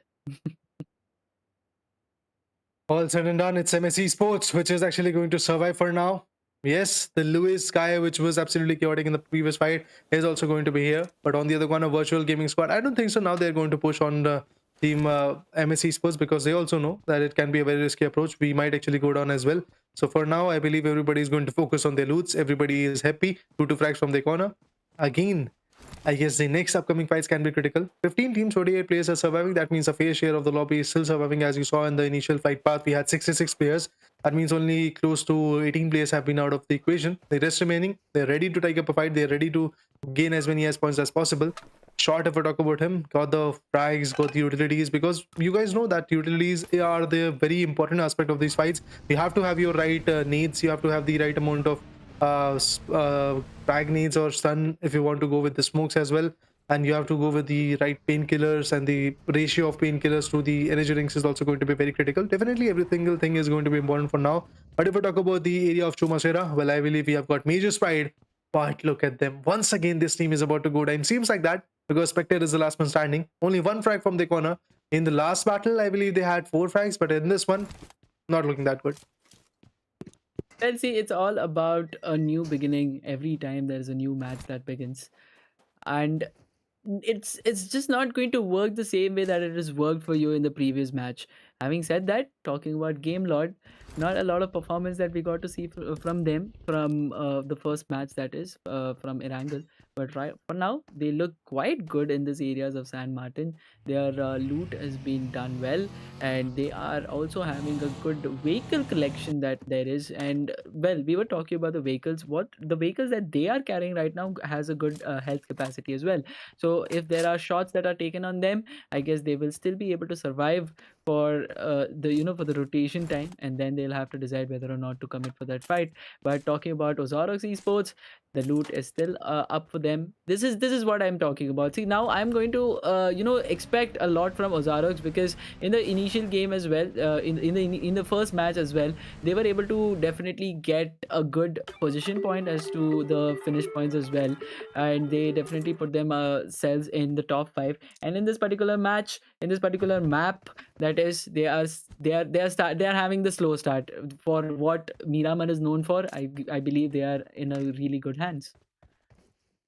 Oh man, Nigma Galaxy looking good. Definitely having the 4-man power. Apart from that, they are ready with the vehicles. They have got the vehicles that are ready for the rotations, because artificial covers are very important in the map of Miramar. You never know where the shots are going to come from, and you might be stranded in middle of nowhere. And at that moment, these vehicles are actually going to become a very good artificial cover for these guys. On the other corner, Game Lord Esports. In the last one, they went out quite early, if I'm not wrong. But in this one, they are here to survive. They are here to thrive, gain as many as utilities as possible, and then eventually go for a beautiful fight. Let's see what happens from their perspective as well. For now, the loots are going to be the main case, but eventually the thing I was expecting in the initial clashes, well, the initial clashes was there, but after that you can already see that the match has come to a standstill where everybody is focusing on the loots. And after the loots will be over, I believe there might be some changes in the aggression, but the first 10 minutes now I think are actually going to be a little bit more on the passive note. This is just the stage 1, that means the zone 1 is actually shrinking. So up until the zone number 3, I don't think so a lot of fights are going to be there. Well, I would agree. that is what I would say. I would agree. But we both are getting proven wrong, because we already are going to witness some fight between Major X and Unicorns of Love. The rotational clashes is something that I always expect as a 1v2 situation. IC is already charging in. He wants to get some finishes for himself. He's already had one, but Zero is for now leading from his particular team. Spectre, I believe, has spotted already. The shots will be taken. M24 with the 2 times. That and at this range, that is, I'm quite surprised. Let's see what happens. For now, yes, Unicorns are another fight. 3 frags from the corner is there. Beast was at a loss, but another DB shot might be coming in. Oh, that was a lovely jump shot. He was able to tag the head, but eventually that was not enough. Spectre, the last man standing of his team, he was able to dish out. So he's going to finish him off. Is it going to... Oh, what was that? Spectre, beauty. That DB shot was on point. Now this is the moment where he's going to heal himself, bring back the glory for the team. M249 is at the question, but nobody will be able to take him apart. Spectre is on a roll. He's going to finish another guy. Oh, that was not the case. Well, he was unable to finish him off. Meanwhile, he's going to reload his gun. Okay, the stun is going to be there. That's a beautiful moment. And yes, the stun was there, but the DB shot comes in with that. It's a beautiful 1v3 from this corner. Oh man, what more can you ask? Unicorns on Love. A beautiful indeed counter from the corner as well, but no, it was not enough to put down Spectre. This guy, I thought for a moment that Chumashara is going to be pretty much left out with the presence of team Major Spide, but no, Major Pride is going to survive. Spectre is going to maintain their legacy. Meanwhile, once again get the 4 frags that was there in the previous match. So again, they are pretty much here with the same page. And apart from that, seems like that team number 16 is in a fight, and that's Besiktas Esports once again in a fight. And the team which is at question, maybe Yalla Esports or some other team. Let's see what is that particular team. But Virtual Gaming Squad, a beautiful, should I say, clashing nade came in. Eye shot gets taken down. With that, Raw is going to be the last man standing. It's highly unlikely that this guy is going to survive, because the team which is in front of them is going to be MS Esports. And if you guys remember, that was the team which was able to tag two guys out of the equation. Now Lewis is back in the game. Clutch is back in the game. They're here to counter and take that revenge out of the perspective. I'm so sorry. I guess I was quite loud with that nade, but that nade was so precisely cooked and bounced through the window. I am going to appreciate it as many times as I can. But talking about the nades, Yalla Leth also gets a nade on point. He gets a person down with a nade, a person down with his UMP, and then puts all those finishes in his pocket with that UMP itself. An amazing start for Yalla as well as MS. I will not say it's an amazing start for MS as such, because they have lost 2 players out there in the initial stage, but I guess they are coping up. They are over here to survive. I must mention that there was a game I believe couple of years back where BTR from the seaside, Zaxi and Luxi, the only 2 survivors in the Miramar, were able to definitely capitalize and end the game with a winner chicken dinner. So anything can happen. I'm definitely going to have my fingers crossed for MS. Melise Esports, 4 amazing frags, finally was able to take that revenge, but Besiktas Esports is on the closer note. They might actually come for that third party, which may benefit them. But the way Melise Esports is performing, seems like that the third party can actually change against them. Apart from that, if we talk about Ozarox Esports, well, they are also surviving with the 0 frags in their perspective. 4KT on the other corner managed to take 1 down from the lobby. But let's see, will their knockouts change in the finishes? That is required. On the other corner, Twisted Minds, they are looking good. The knockout was there. They're trying to tag out the vehicle, which is there as a cover. But Twisted Minds, okay, finally the push is going to be there. Python is actually going to be there so that he can finish the job that has been started by Ragnarok. Apart from that, Titan Esports not looking good. Again, with the 3-man power, the fights can be critical. Python gets tagged once again. He's getting surrounded from multiple corners, and with that, Python gets taken down. This is a very bad angle for these guys, but finally, Dami also gets taken down. With that, 2 good guys from the team are already at a loss. The team which had the 4-man power now is going to have only 2. See, now this is what I was talking about. Please dip your toe in the water before you actually commit to it. This is quite important that you know your surroundings before you rush in. Twisted Minds definitely got their minds twisted while they were trying to attack on Titans. They held their foot strong. They knew what was coming. They knew what they were doing, and voila, they got few amazing frags for themselves. Now, no finishes of from their team itself. They are still surviving all man, but they started this match with just 3 men. So well, that beginning might be not quite good for them, but right now they are in safe hands. Or is that so? Amali, a need, everything is here right now. This survival is going to be quite impactful. But he was able to take 1 down. What was that? Oh, was about to take another one, but not that fruitful for now. And Lewis gets taken down. He's finished off. Let's see what the last remaining guy is going to do. I believe the safer approach is going to be there from their corner. He's completely going to just safeguard himself, maybe actually go for the zone rotations. Yalla Esports on the other corner after having the 4 frags. Well, their 1 player has been knocked out. The other ones are trying to rotate, find a safer haven from their corner. Nigma Galaxy would love to see what they're going to bring back to the table in this particular matchup. It seems like that Ozarox Esports is now at a loss because they are getting tagged around. They are getting shattered quite a bit. But the Golden Mirado or just the Mirado is pretty much at the question for now. They are going to completely fall back from this perspective because you know it's a very open-ended area. And if you fight for a longer duration in the map of Miramar, third party is bound to happen in the last few zones. Third parties are definitely going to happen in this particular match, is because the fights that we witness in Erangel is always in a close compound, but when it comes to the fights that is to happen in Miramar, is always going to be in the open ridges. Having been said, Ozarox player gets spotted, but the rotation was quite quick. He gets some cover using those ridges out there, but look at the spread that Ozarox is having right now. 3 men and all 3 are quite far away. If a player gets knocked, the revival might just not be as easy as it could have been if they were in closed circuit, and they will definitely have to get to that closed circuit before they come into the fight, because I believe the rotation that they were taking is something that they would want to continue with, and NGX just came in the path. Ozarox Esports trying to rotate, find a safer haven, but Major Pride, well, Spectre, after seeing that DBS clutch that this guy was able to dish out, well, my expectations are pretty much rising from this perspective. Let's see what this guy is going to bring to the table, although he's just the solo man standing. Once again, bringing back the DBS clutch won't be that easy because now his guns are pretty much different. As you can see that he has got the Mini 14 and along with that a Beryl is here, although I will doubt his choice of weapon at this point, because Beryl is not a weapon I would love to choose initially, because that's a gun which has to be played with. You have to have the right attachments with it, and then also the recoil is pretty much higher, and the damage seems to be a little bit on the lower corner. But for 4KT, well, Baby Jing is also again finished off. Plaza was also taken down, and now it's all about OR 77 4KT. He is surviving. Bare minimum HP is there, but I believe San Martin is a great area where they can easily survive for a longer period of time. Well, San Martin is where I believe NGX started their journey from, and they didn't really have to move around much. which is good for them.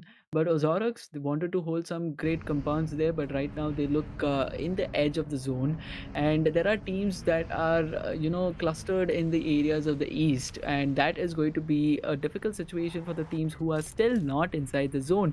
And for the teams who are at the edge, they are definitely going to find some great finishes for themselves. But talking about the team that you will want to be talking more about, AGONxI8 Esports.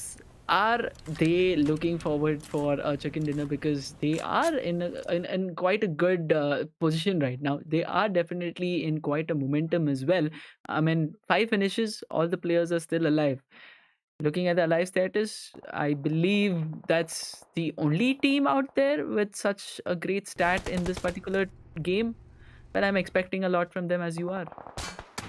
Well, the expectations are going to be there. 5 frags from the corner. Wisdom on the other corner is going to take another guy down, maybe, possibly for now, but he's pretty much empty-handed. His opening should be coming in, but look at that HP.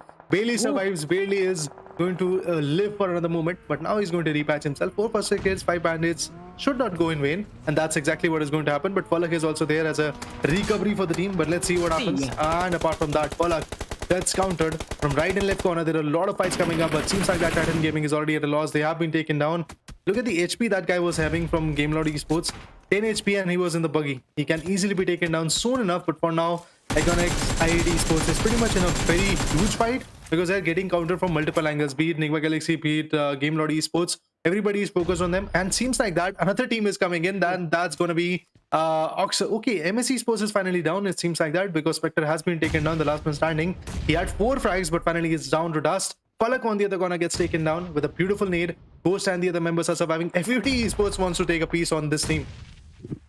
Well, FUT is that team that I have witnessed from the first match, is what I'm going to make my assumptions as, that if there is a player there, they would want to commit for the fight. And that is exactly what they're doing. But Savian and the other player out there, both of them are quite far away from each other, and those are the only 2 lone survivors, I believe, that we are able to see from this particular squad, and they have to battle it out in a very strategic way. I would actually want them to hold their grounds for now. Let the other 2 teams over here, that is Game Lord and AGONxI8, battle out for themselves, and then they do the third party. That might just be better for them, and I believe that is exactly what is going to happen, because i8 Esports has been eliminated, and FUT from the other side making few great angles, trying to get few more finishes, and I believe they'll be successful in that. FUT Esports looking good. 6 amazing frags from the corner. Everything is looking a little bit more on the peace side, but look at that. Yalla Esports, there is a team, there is a player of that particular team which is actually in the close quarter fights, so it can actually change out quite a bit. But seems like that Seven was already ready with that. He was trying to cook up a nade. Okay, the nade goes in, but eventually it was not fine.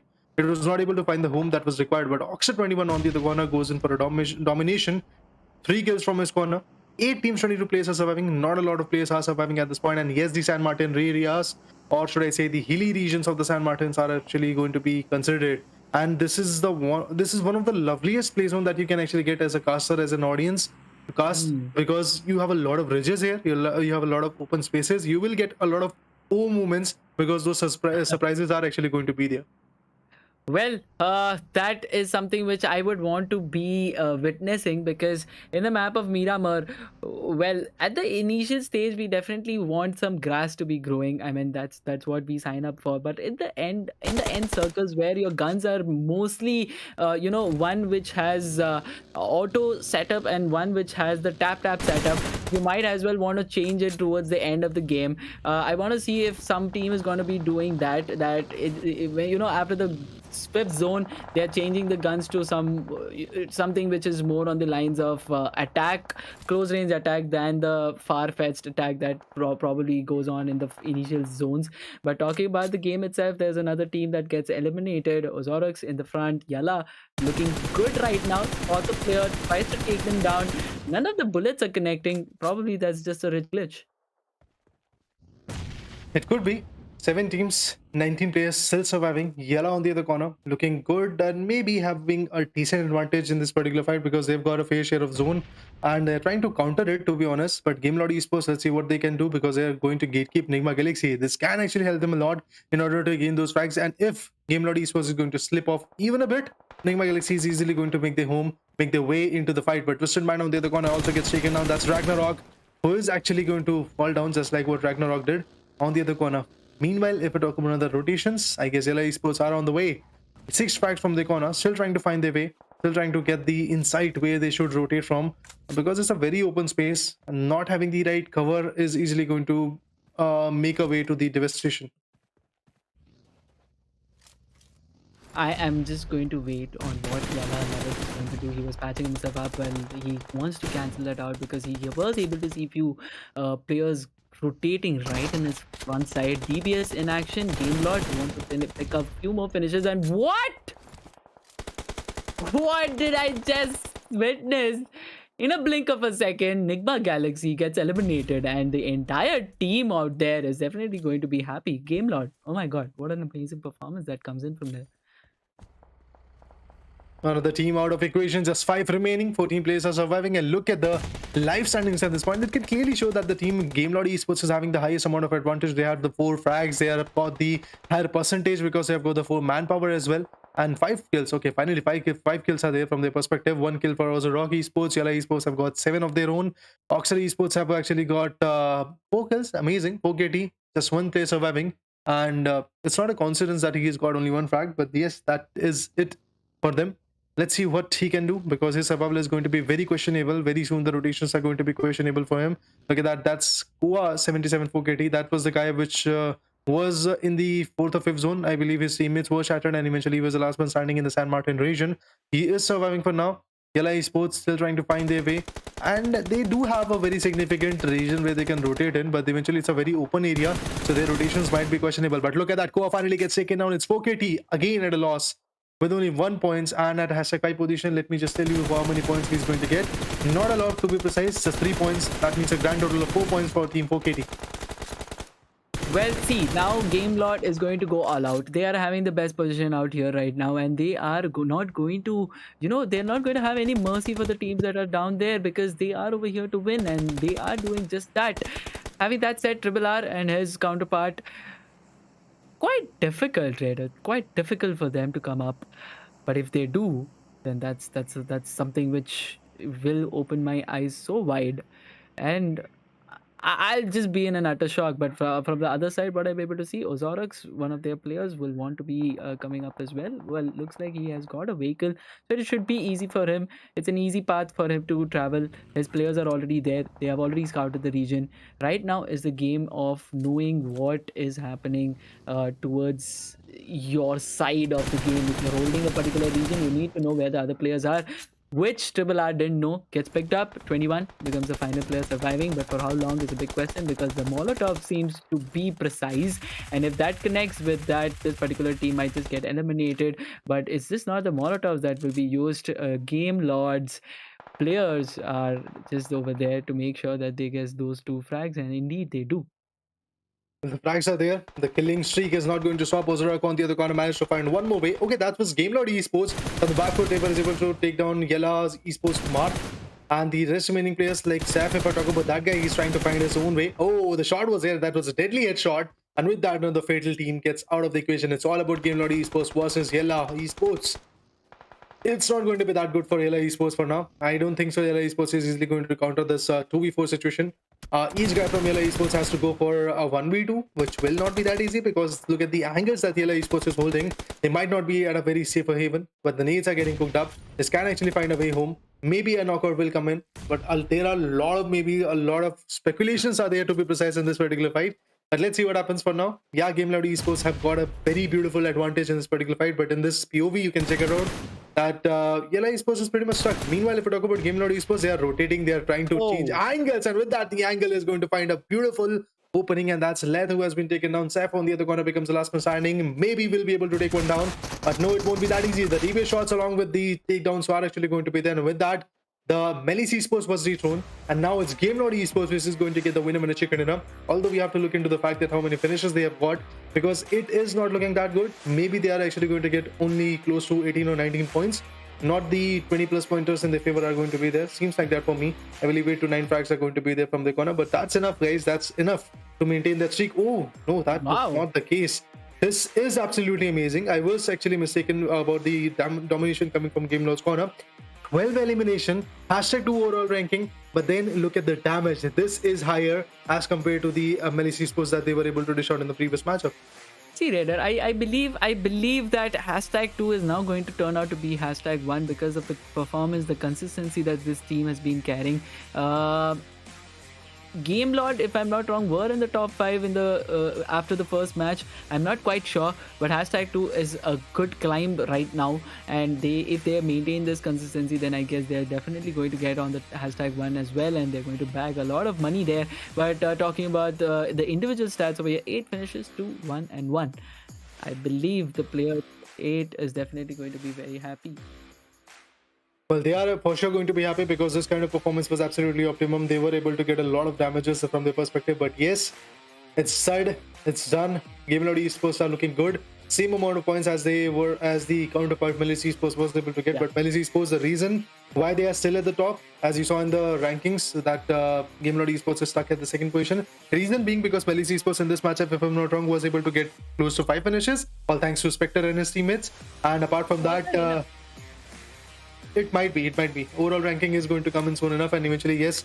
For me, according to my calculations that I'm actually writing in my diary, it seems like that, yes, Melise Esports is still going to be on top.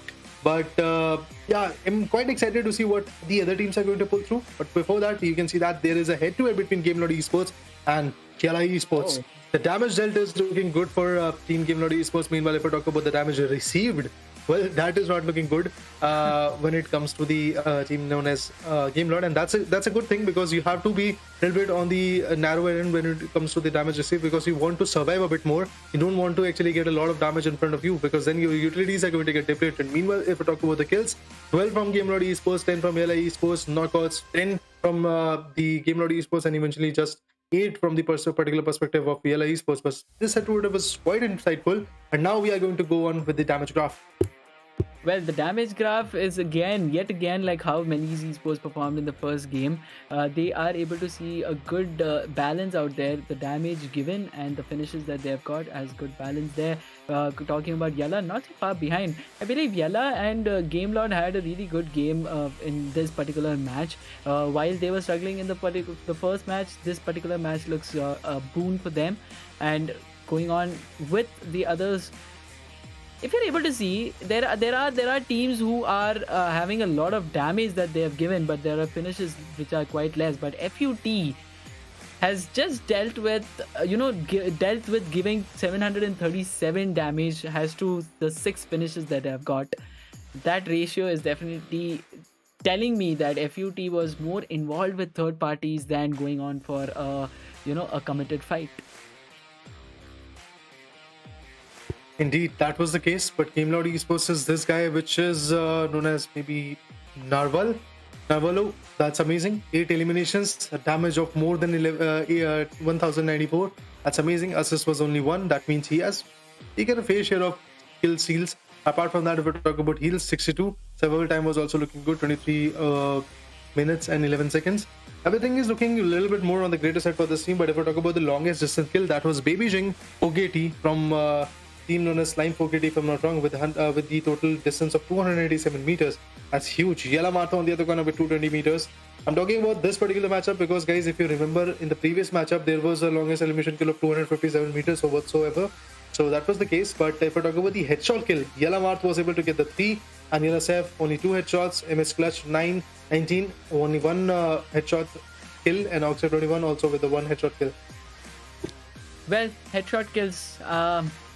Good stats that I would want to see in Miramar because it's the map where you see bolt action and the DMR playing in.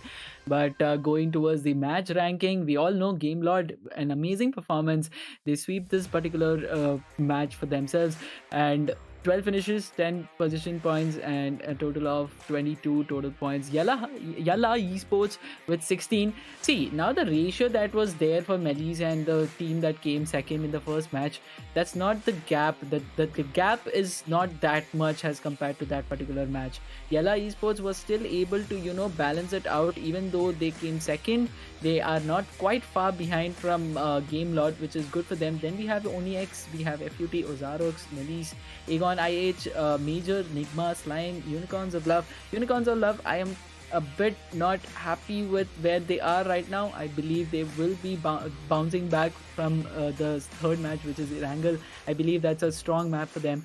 After which we have Geekay, we have Virtual Gaming Squad, Titan Gaming, Twisted Minds, and New Boss. This Twisted Minds, well, they are having a rough day today. Along with Besiktas Esports, because that is the team which is at hashtag 17 with 0 points. So once again, this team is pretty much consistent at the bottom table. But apart from that, if we talk about the match summary, you can see that Narvalu was able to get the highest amount of kills. The highest damage is also in his favor. The most utilities used is also in his favor. There is a change in the longest distance kill. Well, that is Pubg 4KT who is going to get that mark in his favor. Apart from that, Ozarox Esports' Swain was another guy which had the longest distance travel, because he was able to travel 12,000 meters in a map which is 8x8. That shows a lot of rotation was covered up by this guy. Trader, see, here I actually want to point out the fact that 287 meter distance is the longest that we are able to see in the match of Miramar. But in the previous match, we were able to see a 235 meter distance. No. Is there a meta that we are talking about? And that meta is including the use of the guns which were primarily made for Miramar, primarily where we witnessed that to be the the mainstream action in Miramar, but that is again now used in Erangel as well. Definitely, I mean, the players nowadays want to actually go for those initial openings and then eventually go for the frags, because earlier what happened in the previous metas, we used to see players actually going in aggressive and eventually slamming on a compound and then going for the frags. But nowadays the meta is totally different. You want to go, if you want to actually take a 4v4 fight, first of all, the players want to actually go with the initial openings. They want to take 1 or 2 players down from the opponent's team and then eventually push for that. We'll talk about all of that stuff, but before that, you can see that after 2 good matches, the overall ranking are looking good. And as per the calculations, yes, Melise Esports, those 5 frags that this guy, which was known as, I believe that was Lewis, if I'm not wrong. Oh, yeah. Spectre, that was the guy. Spectre, oh yeah, Spectre with that 1v3 there, yeah. Yes. Yeah, that is the reason this team is still surviving at #1. Although there is not a lot of gap between Melise Esports, Game Lord, and Yalla Esports. You can see that just 5 more points and eventually they will be able to touch them or maybe dethrone them in the upcoming fights as well. Ozarox Esports also being consistent. In 2 matches, they were able to dish out 19 points. Miniconsole 14 points from the corner. Geekay Esports 13. Same goes for Onyx Ravens. FUT Esports with 12. AGONxI8 Esports with 10 points. Moving on to the next page, let's talk about the second side of this particular page. The slightly worse side for this corner. Major Pride 9 points from the corner. Slime 4KT again 8 points. Nigma Galaxy 7 points. As you guys remember, in the first match, they were able to get 0 points, and now they are actually here with 7 points. That seems a little bit good that they are back in the game, they are back in the meta. But we should remember there are only 6 more matches left for the Prizepool contestment. 6 more matches, guys. 2 matches for today and 4 more matches tomorrow. That's all they are actually going to get a chance on. Besiktas Esports, I don't know what is happening to this team. 0 points, that's all they have actually got. Besiktas have to buckle up. All the matches that they're going to play after this has to be a statement, has to be a ladder for themselves to climb.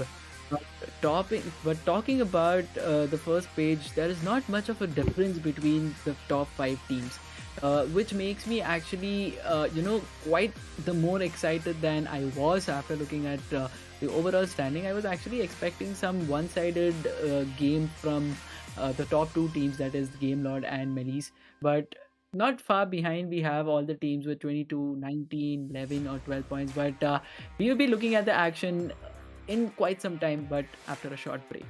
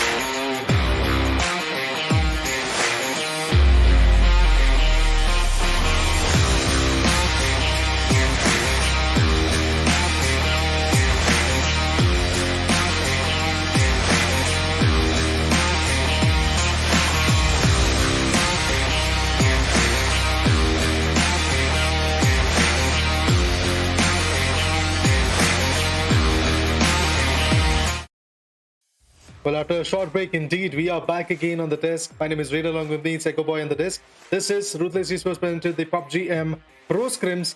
Day number 1, match number 3 is bound to happen soon enough. That will be in the map of Erangel, if I'm not wrong. And yes, after 2 good matches, we saw in the overall rankings that the Melise Esports is still on top. They're looking pretty much confident, looking forward to see what they're going to bring to the table in the next one. If they're not going to be consistent, I believe there are some sneaky teams which are catching up to their game, and maybe they will be able to dethrone them. For example, we have Yalla Esports, we have Game Lord as well, pretty much close to them. They might be able to dethrone them if the consistency is not there. See, I'm happy.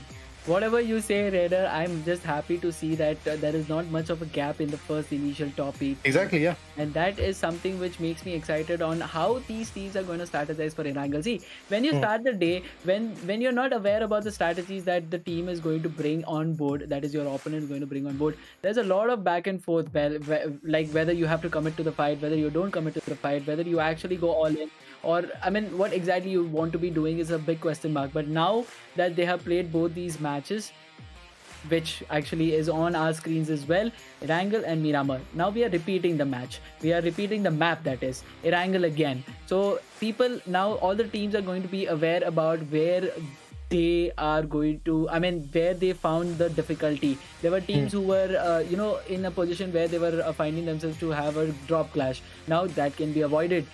Probably now the team that was able to pick 4 frags in the initial stage but was not able to survive because FUT was attacking them immediately after, probably they might have a different strategy to be looking into. And I'm going to be quite excited to be looking at this particular map again, is because this time there is going to be a new strategy, and that is going to get me excited. Well, exactly as you said, after 2 good matches, one played in each set of match that is going to be there in the near future, I believe now the teams are actually going to become fairly, should I say, predictable.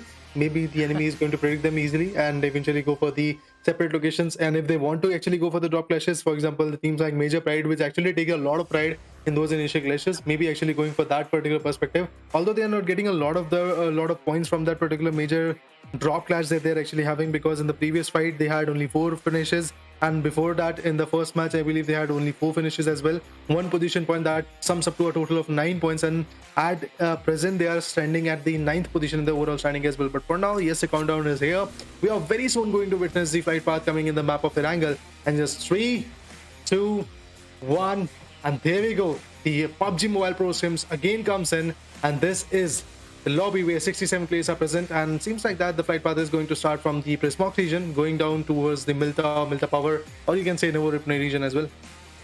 Primorsk it is to begin with, and yet again a southern centric flight path that we are looking at, starting all the way from Primorsk, going through the water bodies down to Milta Power, where the plane is going to crash. This is not really looking good for the teams who would preferably go to the northern sides of this particular map, being Georgopol, Rozhok or Yashnaya, which makes them actually wanting to look for the vehicles. But now here is the twist. There are going to be at least 2 IGLs who would want to land at the same exact location where the vehicle is spawning, to be going to the different drop locations. So yet again, we might just witness some early action, Raider. Indeed, I'm quite excited to see that the initial attraction is going to be there. The initial action is actually going to be there, because for me as a caster, as an audience, would love to see those initial clashes. But as a player, I believe the players are actually going to be a little more on the passive side. Pochinki is again going to be filled with teams like Nigma Galaxy. Along with that, other team might actually go in the close quarter. But MPS, or should I say Major Pride, that is a team which I would love to see what they are going to bring to the table. Apart from that, as you can see, that there is another beautiful team, Game Lord Esports. In the previous one, they were able to get the beautiful win over a chicken dinner, but for now they have to strategize a new strategy so that they can be in a greater peace. See, now talking about these strategies, I don't think Nigma Galaxy has come up with anything new, because they are still going to Pochinki, where they actually were preferring to go the previous time as well.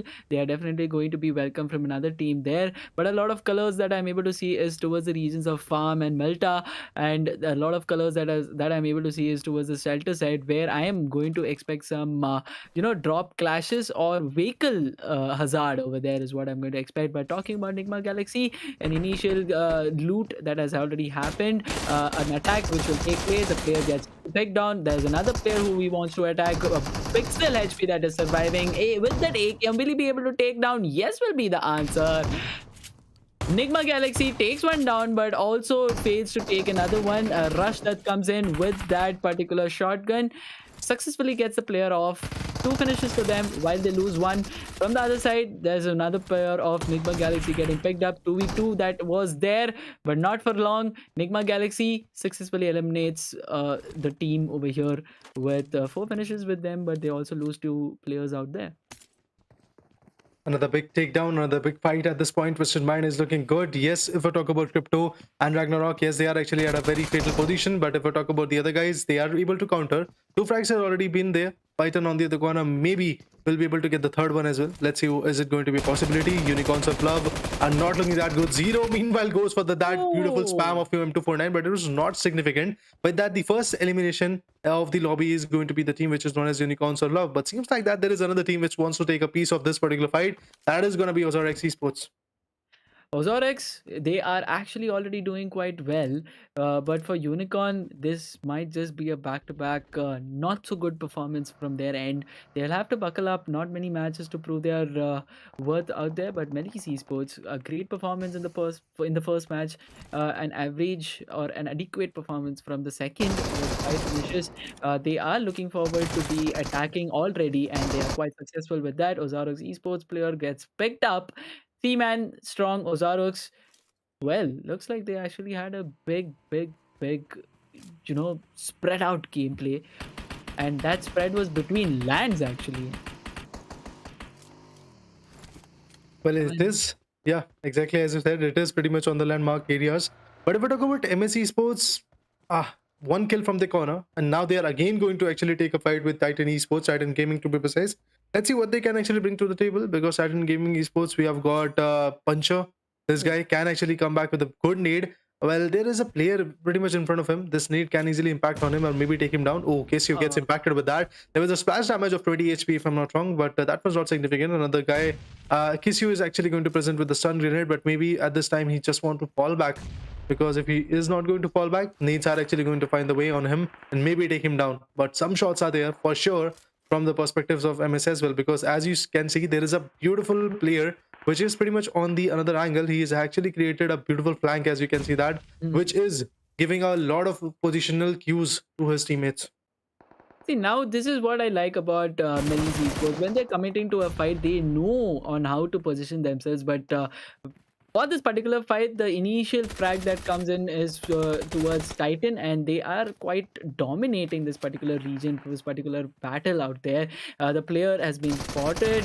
Will he be able to take a player down? No will be the answer. Titan gets one of their players picked up, while Melise Esports also loses one. So this battle is now evened out with a 3v3. A lot of nades being exchanged, none getting connected for now, but this particular nade actually looked promising. But I guess there's no, the finish speed didn't really spark, so I believe that was just the splash damage that has been dealt. Oh man, one frag from the corner as well. Titan Esports is also looking good, but then again, the loss of one guy is not that advantageous for them. That's now for both the teams now. Yeah, exactly. That it is, but it seems like that MS Esports is going to have 2 frags if I'm not wrong, as per the calculations. From the previous fight, they had 1 frag, and now after taking one more down from Titan Esports, they are actually going to have the second one as well. So yeah, MS Esports, 2 frags. Lewis is actually going to go on rampage, but Clutch9 also wants to delegate the fight from his perspective, but it's not going to be that avoidable, as you can see that. Yes, the push is there, goes in for a 1v1, actually does it. With that AKM, he's going to finish him off, and still there is no backup coming in whatsoever for Clutch9, like Clutch19 to be precise. But another FEP switch with that brutal snapshot. He was trying to actually counter the fight, but it was not that easy. Now TQ comes up with a nade. Okay, that was not a pre-cooked nade. He can easily surpass from that particular perspective, but it seems like that poser wanted to take a safer approach. Again, some sprays are coming in so that he can connect the shots, but it's not that easy, to be honest, because the cover is there. See, the cover is there, but what I am quite disappointed with the fact is that MS didn't have the backup coming in time. They left one of their players all by himself. He definitely did a great job picking up one, but if he had the the support from the team, that is, then that would have been a better situation for MS. But nevertheless, they did managed to get one frag, but a loss of one man as well. Lewis will have to commit to a 1v1 over here. Was able to get few damage, but from the other side, the push didn't really work out well.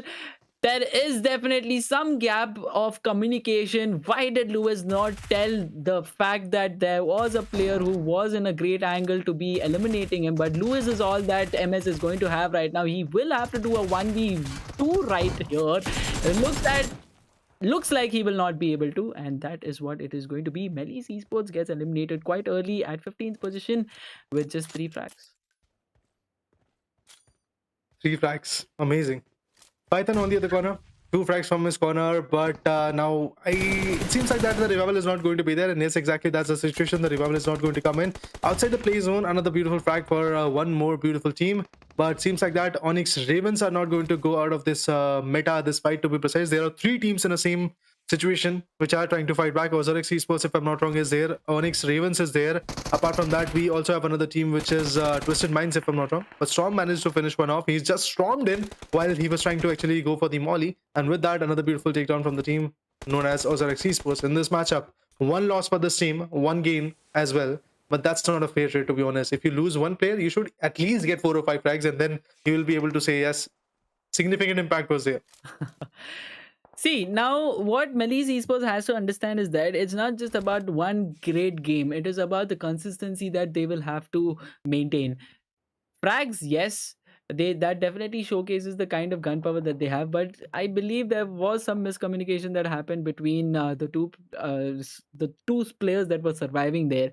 If at all they were able to communicate about the location of the opponent team, that is of Team Titan Gaming, then I believe both of them could have done something better than what actually had happened. But talking about this Nova Repnoi area, Ozarox Esports and Twisted Minds, that is, they are over here to prove something, and they are definitely doing that. Crypto was definitely picked up, but I believe a revival will be easy there. Ragnarok picked one up. He has 2 more players to pick up, but no, a nade right on his face, and he gets picked up. Ooh, a pan. A pan, yes, it is here. But let's see, will it be able to help him out? That is going to be the question. Ozarox Esports, 2 frags, Storm on the other corner is actually knocked out, so definitely the revival should be coming in. But as you know, that the Sage 2 zone is going to form very soon, so that revival can be very critical. Meanwhile, Besiktas Esports finally is finding their way out. That's amazing. Virtual Gaming Squad is under trouble, and they are getting taken down. If I talk about team Onyx Ravens, look at that. They are just completely trying to bail out from this play zone damage, because nobody wants to survive, obviously, at this point. If I talk about Besiktas Esports, after losing 2 good plays, finally they have got one amazing opening, but another need comes in. Maybe Enjoy is going to not enjoy this elimination that he might actually suffer very soon. But for now, yes, he's going to repatch himself, maybe bring back his glory for the team. The nade is getting cooked up. This is the last one, but maybe we'll find a home. Fights here, fights there, fights everywhere. But talking about this particular one, this particular squad, that is, they are lacking. They definitely have to buckle up, and I believe that is what they're doing right now. They have actually 3 frags for themselves lying right there. They just have to confirm. There's just one particular player surviving, that is Virtual Gaming Squad's individual player. He will want to play a game of survival right now, whereas this particular squad over here, Besiktas Esports, 3 finishes to them, 2 players that they have lost. What would you say, Raider? Do they go for more frags at the moment, or should they be looking at the game of survival? Well, see, the last remaining player of Virtual Gaming Squad is completely trying to bail out. So this should be the same approach coming from the other team that you were talking about, that they should actually go for the play zones and maybe find a safer haven, because now they have got the 2 manpower advantage at this point against this squad, Virtual Gaming Squad. But the other squads which are having the 4-man advantage might not find that difficult for them to eliminate that particular team. So definitely they should go for the survival perspective. And Besiktas Esports, after a lot of hassle, after 2 good matches, after 2 bad matches for them to be precise, now finally they are finding 2 frags from the corner. So I think they should actually multiply it very soon. And in order to do so, survival should be questioned. Yeah, survival is what every team will be looking for right now. But talking about AGONxI8, all the 4 players alive, a good loot that I'm able to see. all level 3 gear that this particular player is carrying up for himself, and they're holding the regions of Rozok. I'm quite curious on where the zone actually is. I would actually want the production team to show us the zone once, so we know what is going to happen in the upcoming few minutes of this particular game. But talking about, okay, here it is. Raider, please predict where the zone is going to be. Okay. The Well, zone. before the predictions come in, it's Yeah. already there beyond the water city, and it's a very interesting play zone. Last three play zones, I mean, this is including this one, to be honest, all the three play zones that we saw was absolutely amazing, and this one is also unfolding like that one, because it could actually go for the bridge or water zone, or it could actually go for the completely northern side of the play zone, or it could actually come in the ruins as well. There are three possibilities that can actually happen, and every single possibility is going to give us a hell lot of fights. As a caster, would love to see them, but look at this beautiful vehicle going in, trying to find its way in the zone. But outside the play zone, it's Ozarox Esports, one good player that is once again getting knocked out. See, this particular game is not just about battling out the with the other opponent. You'll also have to battle out with the game mechanics. If you're not on time, then the game is going to punish you, and that is exactly what Ozarox is going through right now. But they will want to fight back in a lot of vigorous positions that they could take. But for now, talking about Major Pride, they're good. They have one finish for themselves in a really great position right now. Probably one of the teams that is there in the zone right now, and in a position that they will want to be. But I am pretty sure the zone is not going to end here. They will have to travel a bit towards the east side, so it's better they actually check that, like I mentioned, better dip your toe in the water before jumping into it. So some scouting from their team, that should be great. But Slime here with an M4 player 4KT, he has already spotted Yalla. I'm curious on what they are going to plan on doing, because the split that I'm able to see, it's quite huge, and it's just Koa who's quite near right now to Yalla Esports. Definitely, Yalla Esports is in a beautiful sandwich situation. Reason being, Right. Slime 4KT is there, and apart from that, Major Pride is also going to be there. But it seems like that Slime 4KT finally, when they are here with the 4-man power, their players are getting countered. As you can see, that Baby Jing 4KT is actually pretty much knocked out. That was a guy which was having the longest skill, if I'm not wrong, in the previous match in the map of Miramar. But finally, he has been taken down. It's Virtual Gaming Squad which was able to have the advantage of that particular perspective. And now he might actually find himself in a very off situation, because it was Koa 77 4KT which was able to get the gist of his positioning. But still, I guess Hulk might actually go for another beautiful fight. Space are there, Oh, no openings at this point. DBS along with the Scarl. This is a pretty unconventional type of loadout that he has had. But as a solo player, you want to have that initial sudden attack with the DBS, and you also want to have a tracing power with the guns like Scarl. see, now what was unconventional was that particular player taking shots. He's a solo survivor, and him taking those shots were definitely not what I was expecting. But look at the rotation that he's having right now. He's going to get sandwiched between two teams out there. That is going to be the team MP and GK. But well, he's holding outside the zone. No, not really. He gets picked up, and with that, Virtual Gaming Squad gets to an eliminated position. But over here, the team Twisted Gaming, that is Twisted Minds, gets to Rookie, a 1v2 situation. There is a commitment, but the shots actually is taken from a very far Keep distance. Ah, no, that is something which I will not be wanting to do. Rookie was about to commit a very rookie mistake, but well, he definitely understood what he was doing, and now he wants to try something different. S12K, well, that's a great gun to be honest, but eventually only if the aim is going to be there. Let's see what happens. For now, if you can see that Savian is there. Twisted Mind's Demi has been finished off, as you can see that. So again, a big loss for Team Twisted Mind. The last man standing from this team is particularly going to just repatch himself with the bandits that he's left with. F2T Esports on the other corner is going to fairly rotate, because everybody knows that the rotations are going to be quite critical. But look at that, he is diving in the water body, maybe sit in the vehicle. And previously there was a glitch that you can actually fight back as well while sitting in the vehicle, but now the glitch has been sorted. So it's not a very futile approach for you, although you can easily go for the first aid healings if you want to actually go for the heal battle in the last few zones in that particular vehicle. Meanwhile, if I talk about Slime 4KT, 77 Plaza 77 4KT is there. A Molly goes in, but with that, a beautiful shot, a beautiful headshot indeed. And another beautiful knockout is there. Yalla Esports not looking that good, not looking that advantageous. I was talking about their comeback. It seems like that their comeback is going to get countered by some other teams. Well, that is what I would be expecting, because this particular map is happening second time in the day, and the teams are now quite aware about the strategies that the teams are gonna have. But whoa, okay, is there some action that we are going to witness? Yes, the shots did get connected, but not enough to get that player knocked, to get that player picked. Slime 4KT still will have to, survive with those two players that they have, with the two finishes that they have, but another team gets eliminated, and that's going to be Yalla. The damage was done by Slime 4KT, but the finish definitely has been picked from some other team. Well, let's see how far those finishes are going to help them. Honestly speaking, at this point, if we talk about Major Pride, finally they are here. Finally, they are surviving in the top 11, because in the past two matches, you saw that they went out quite early, and which was not a good approach from their perspective. But now they are actually surviving. That's good enough. In the Water City, a lot of clash is there. As you can see, that AGONxI8 Esports is there, where the recall tower should have been happening. But with that, if we talk about Nigma Galaxy's Hamudi, the last man standing is here. Nade is being cooked up, but it seems like that Hamudi is just going to be very sneaky. Okay, Raider, I have a question. I have an Mhm. immediate question to you. The Go for zone it. seems like it's going to favor the the areas of Water City, but do you think the zone might just shift to the Yeah, north? it will shift. It will shift. It will never go for the Water City for sure. That is pretty much I'm sure about.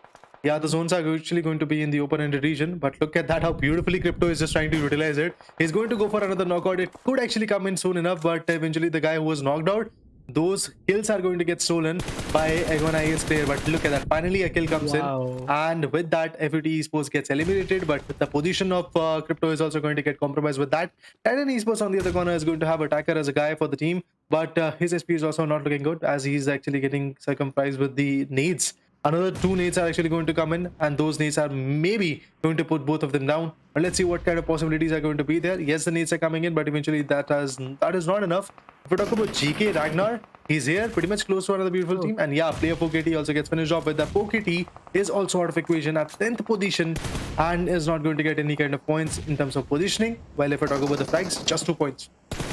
See, now the issue is that the damage is being given from some other team, but the frags are getting picked from some other team, and that is definitely not a good sign for the teams, because then they will be quite disappointed, and then they will want to aggress more than what they have planned for. But right now, Major Pride looking quite in a great position. All the 4 players alive. One is right now down on his knees, but a revival is definitely something we'll be expecting, and that has been already given. That the zone has already begun to punish, and that punishment is definitely going to be creating a situation for Major Pride, where they'll have to either choose to be reviving a particular player who's getting knocked out by the zone, or go inside the zone and get a favorable position. But talking about the finishes, Major Pride definitely committed to a fight against Geekay Esports, and they definitely capitalized that. They were looking for more finishes, but that was not going to be the case, because the zone was already there. But Crypto as an individual player might just be a bit disappointed, because being inside the water, he definitely punished FUT, but the finishes were taken from some other squad who was in the land side. I know, man. Crypto is just now lurking in the shadow. He wants to come up and maybe breathe a bit, because you can see that his HP is getting diminished because of the particular damage. But with that, AGONxI8 is going to give him the open-ended region at this point. But now he's going to easily go in and breathe, because he's pretty much close to that pillar which is going to uphold the bridge. And with that, I guess he is going to gain a little bit more position points.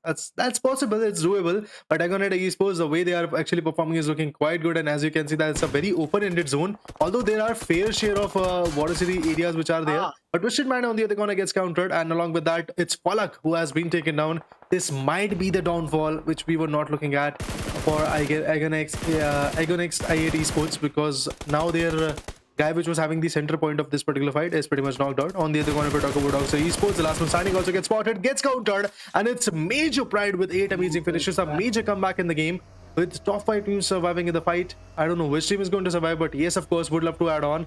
Major Pride is one of those teams which can easily gain this match in their favor. But that was a beautiful counter coming from AGONxI8 Esports, because as you can see that there is a revival going on in the water body, and it's the AGONxI8 Esports player. Finally, the revival is here, and it's Pubg back in the game.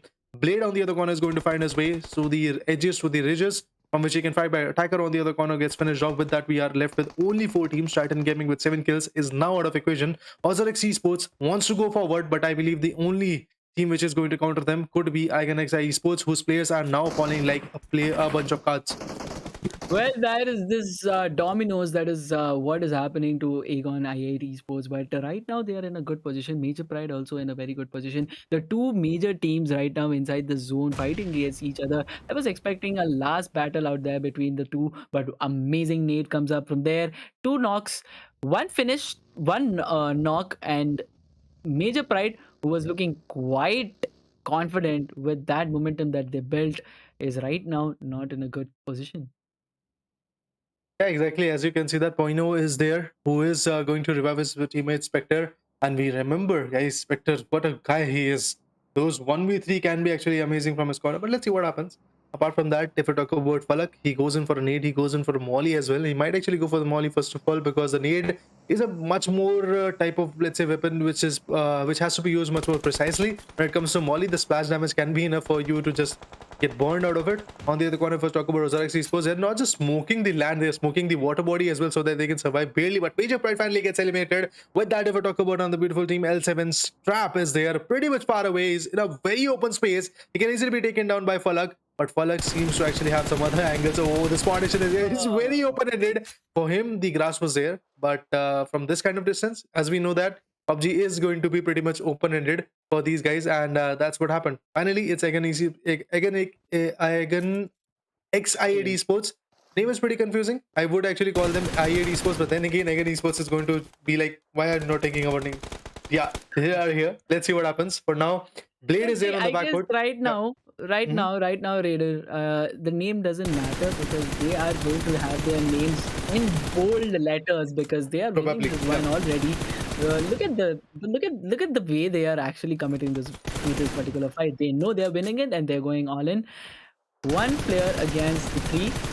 No chance that he gets to survive. And okay, so that is going to be Ozarox getting eliminated. Winner chicken dinner for Aegon X-I8 or probably we just call them AGONxI8 Esports. A winner chicken dinner for them. Finally able to come out from that the bad start that they had. They have definitely did their homework for this particular match. Sweeps this particular map for themselves. A winner chicken dinner for team AGONxI8 Esports. All said and done, a beautiful indeed match coming from the corner. 8 eliminations with a total of 28 points at this point. They are lurking at #3. It was good enough, but it was not significant. The jump of 18 points coming from AGONxI8 Esports, well, it is for sure going to ignite a lot of hope in the fans of this team particularly. But let's see how far those hopes are going to go on, because yes, the Pakistani giants are rising slowly but surely, and we are actually going to touch the watching of 1k if I'm not wrong. So guys, make sure to like the stream as well, because we want to actually go for the goal of 1k likes as well. And apart from that, yes, the domination was there. Now let's talk about the other perspectives. For example, if we talk about their damages, their kills as well, Falak was the one which was having 3 amazing kills with that 426 damage, who was slightly on the aggressive notch. And if we talk about i8 Blade, he was also having the 3 frags. 414 is going to be the number of damage that he was able to dish out. And if we talk about i8 Yuzum, whatever you want to call him, 2 frags from his corner, 370 damage. And if we talk about Boost, well, this guy was having only 149 damage perspective in his favor, but no frags to be honest. And this was the guy who was got eliminated quite early.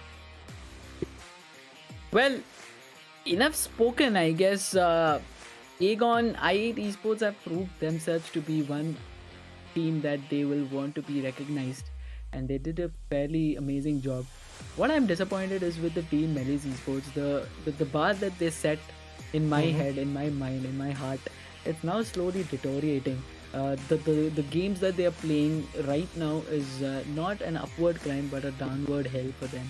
I believe that now they have about 5 matches in hand, 1 today, 4 tomorrow. They might just want to do a bit of an homework for from today, that is, or probably have a bit of a passive gameplay from their end. That is about Melise Esports, but I'm quite happy that AGONxI8 has now been able to climb the ladder, not only from from the position that they were, but actually from page 2 to page 1. They were in the page 2 when we saw the overall standing, and now all the way top at #3. Oh man, a beautiful performance indeed. But Titan TQ is going to be the guy with 4 amazing eliminations, 735 damage. 3 assists as well. The heal is going to be 404. If we talk about the survival time, is going to be 20 minutes and 20 seconds as well. That's a great ratio, to be honest. But apart from that, yes, his teammates were unable to survive, and meanwhile were unable to support as well to the teams. But yeah, definitely an amazing game indeed that was actually here from this particular team. Meanwhile, if we talk about the highest amount of kills, you can see that it's Titan TQ, as I said previously. And on the other corner, from Major's Pride, it's Nomi who was able to get the 4 kills. So I believe the damage ratio would have been a little bit more on the shorter period. And if we talk about AGONxI8 player Palak, the MVP for Team i8 Esports was there. And he's the one which has had 3 frags, and same goes for Blade as well, with a damage ratio of 426 and 414 between these two giants. But yes, it seems a little bit good that there are quite a few teams which want to come back, and the giants which were on the top of leaderboard in the previous 2 matches are now falling down, and there are some other teams which are surfacing. Well, there is definitely going to be a lot of ups and downs that I will want to mention in the overall standings, but that is going to take some time. For now, highest damage 735 from Titan TQ. Crypto with 676, 472 for Lewis, and Storm coming up with 470. The damage given was quite good, but were they able to convert it to finishes? Well, we have the ratios on our screen. 1359, that is 1359 damage given from AGONxI8 Esports, has to 8 finishes. Quite a balance there, but not what we witnessed from the earlier 2 matches that we had in the initial day. Well, looking at the graph will always tell you that where the ratio is going to fall on.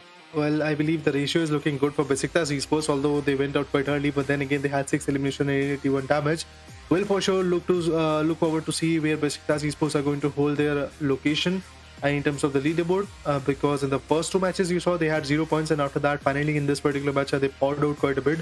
They are actually here in the front ends. Meanwhile, if we talk about teams like Unicorns of Love, for them situations are not looking that good. As you saw, 263 is the right amount of damage, which may had help them, would actually help them in gaining 1 or 2 frags. But eventually at the match ranking status, you can see that it's i8 Esports with the 18 points, Major Pride with 13, Besiktas Esports with 11, Titan Gaming with 10 points. Same goes for Ozarox Esports. Yeah, they are good. Exactly, Besiktas Esports after 11 points, they might be lurking somewhere around top 10 or maybe in the top 12 positions. Yeah. Oh, I wouldn't agree with that, because Besiktas was at the lowest possible 17th overall. So I'm assuming that probably they have climbed the ladder by 2 or 3 positions. No, I will go for the top 12 positions. Okay, it's a debate between us. Let's see. Yeah. But talking ahead, we have Titan, Ozarox, Nigma, Twisted Minds, Onyx, Melise, FUT, Slime, New Boss, Virtual Gaming, Squad, Game Lord, Yalla, and Geekay. See, now the point is, Raider, every team has now performed, and no team right now is outperforming all other teams. So there is definitely going to be a balance at any given point of time, at any given particular match. I believe there is a lot of overall that is going to, the overall standings that is going to be there from a particular match to another particular match. There's a lot of difference that we are going to witness. Well, definitely there is going to be a lot of disturbances at this point, but apart from that, if we talk about the match summary, you can see that the highest skills was in the hands of Titan TQ, the highest damage was also in his hand, and if we talk about the most used utilities, that is also in the favor of Titan TQ. The only difference in this particular tally is actually going to be there, as Slime's player 4KT was able to get the longest kill, and once again he is the guy who's representing the same team which was able to get the highest, or should I say longest elimination in the previous matchup as well. It shows that this team is pretty much keen on having the long range fights, so that's good when it comes to the survival. But apart from that, yes, things can change quite dynamically. See, now Raider, what works for you is what would work for you. I believe right now, if you are in the top 5, probably you try something new, but not something which will make you get eliminated in the earlier stages. But having said that, if you're trying something new, you need to know that if you have to, there should be an on and off switch. That is basically switch on for a new strategy, and if you know it's not working, switch it off, play your game style, try to get the points which is required from the particular game, and then probably turn it on again to try something new. But oh my god, Melise Esports, even after not so good performance, is still at the crown, holding the crown. Indeed, by just one more point, Ozarox Esports can dethrone them. So that's a very critical aspect of this fight, particularly. But apart from that, if I talk about AGONxI8 ESPORts, it's 28 points from the corner. Game Lord on the other corner gets 24 points. Yalla Esports with 23. Major Pride with 22 points. Onyx Ravens with 18 points. FUT Esports with 15. Geekay Esports meanwhile gets 14. Well, Geekay Esports 14, FUT Esports 15, but I want to talk about AGONxI8 Esports. What I'm able to see from the audience point of view is that they definitely are over here to support this particular squad. Kudos to your team, kudos to the fans who are actually motivating this particular team. From the performance that they had in the earlier two games to the performance that they have showcased in this particular map of Erangel is quite wholesome, and I am definitely confident that if they continue the same momentum that they have built in the match of Erangel, then I am sure that this is what is going to make them go all the way towards the top of the table, where they will be able to dethrone Melise Esports and claim that throne for themselves. But from 10 to 17 we have Unicorns of Love, Titan Gaming, Nigma Galaxy, Besiktas Esports, Slime 4KT, Twisted Minds, New Boss and Virtual Gaming Squad. Raider, you told top 10. I was top talking 12, about yeah. somewhere around Top 13 to 15. I win. Yeah, exactly. You win. But yeah, I'm excited to see that Besiktas Esports is finally finding their way back in the game. And this kind of performance will obviously give them the jump that was needed, the kind of motivation boost that was needed from their particular perspective. And I hope so that this kind of jump is easily going to help them a lot in the upcoming battles. Well, there are not a lot of upcoming battles, to be honest, because we are left with only, close to 5 matches, if I'm not wrong, including the next one, which we are going to witness soon. So that's all we have got at this point. But eventually, yes, the single POVs are actually going to matter a lot. Definitely looking forward to that as well, how far they are actually going to come back to counter the matches. Well, there is going to be a lot of what if and what is and what will be happening, but we will have to wait for that all things to happen. But 3 matches have been done. What I'm still happy about is that no team is entirely dominating. Right now what I was able to see is 30 points to Melise. At second we had Ozarox, the only team in the top 5 right now, top 4 right now, without a chicken dinner, but still at #2, which shows the balance that they are having. They are wanting to be in the top 5, not really aiming for the chicken dinner, but they are also compensating it with the frags that they're able to build, that they're able to get for themselves. That is definitely going to be there. But like I was saying, there is going to be a lot of what is, what if, what will be, and what is going to happen. But all that after a short break.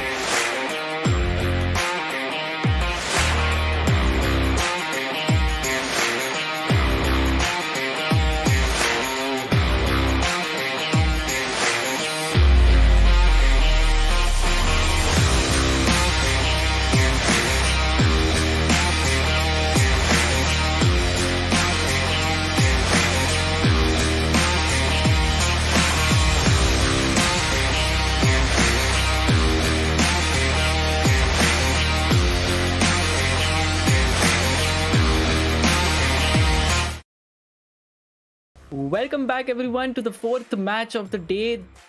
An amazing day that we have had to witness. This is going to be Ruthless Hype presenting PUBG Mobile Esports Pro Scrims for the West region. An amazing gameplay coming up from AGONxI8 Esports in the map 3 of Erangel, that is, and we are still to witness one more map of Miramar, and that is going to be a repeat map again, which means we are going to see a lot of new strategies coming up. But over to you, Raider.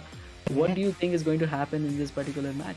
We'll talk about it, but first of all, let's talk about the schedule. After 3 matches that has happened today, now we are going to witness the map of Miramar. First of all, let's talk about a brief overview of what happened in the first 3 matches.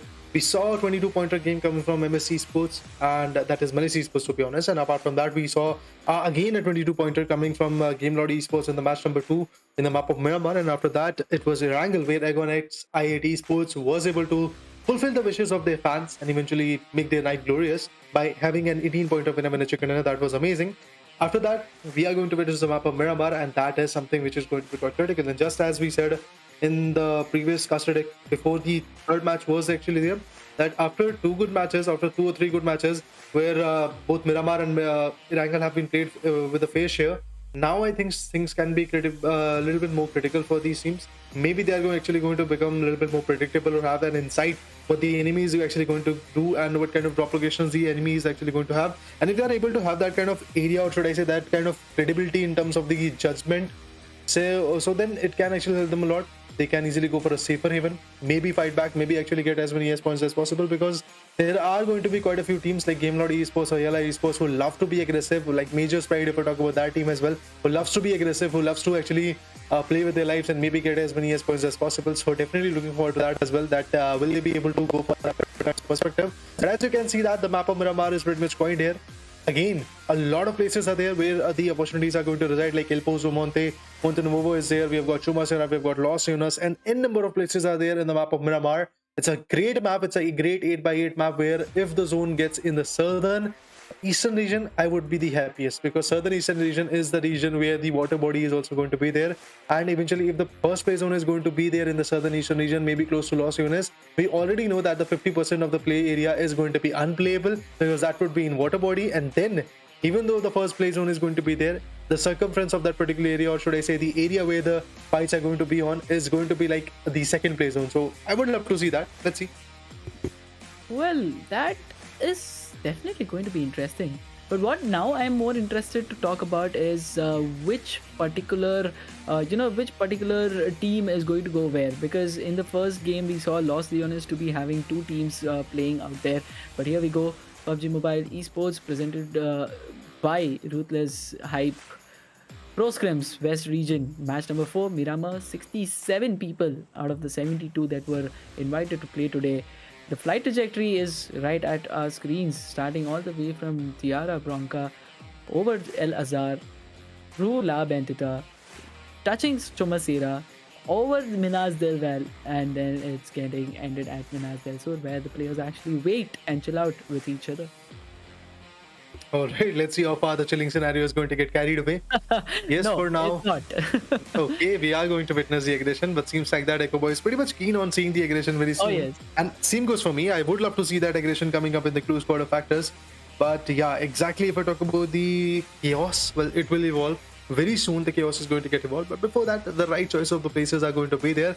For team Besiktas Esports, El Azhar is going to be the home ground. Nobody is there to contest them. So an easy drop location where they can easily gain a lot of opportunistic loots. Apart from that, if we talk about Impala, well, at that angle we have got Yalla, and the Yalla Esports as a whole is actually going to jump over there.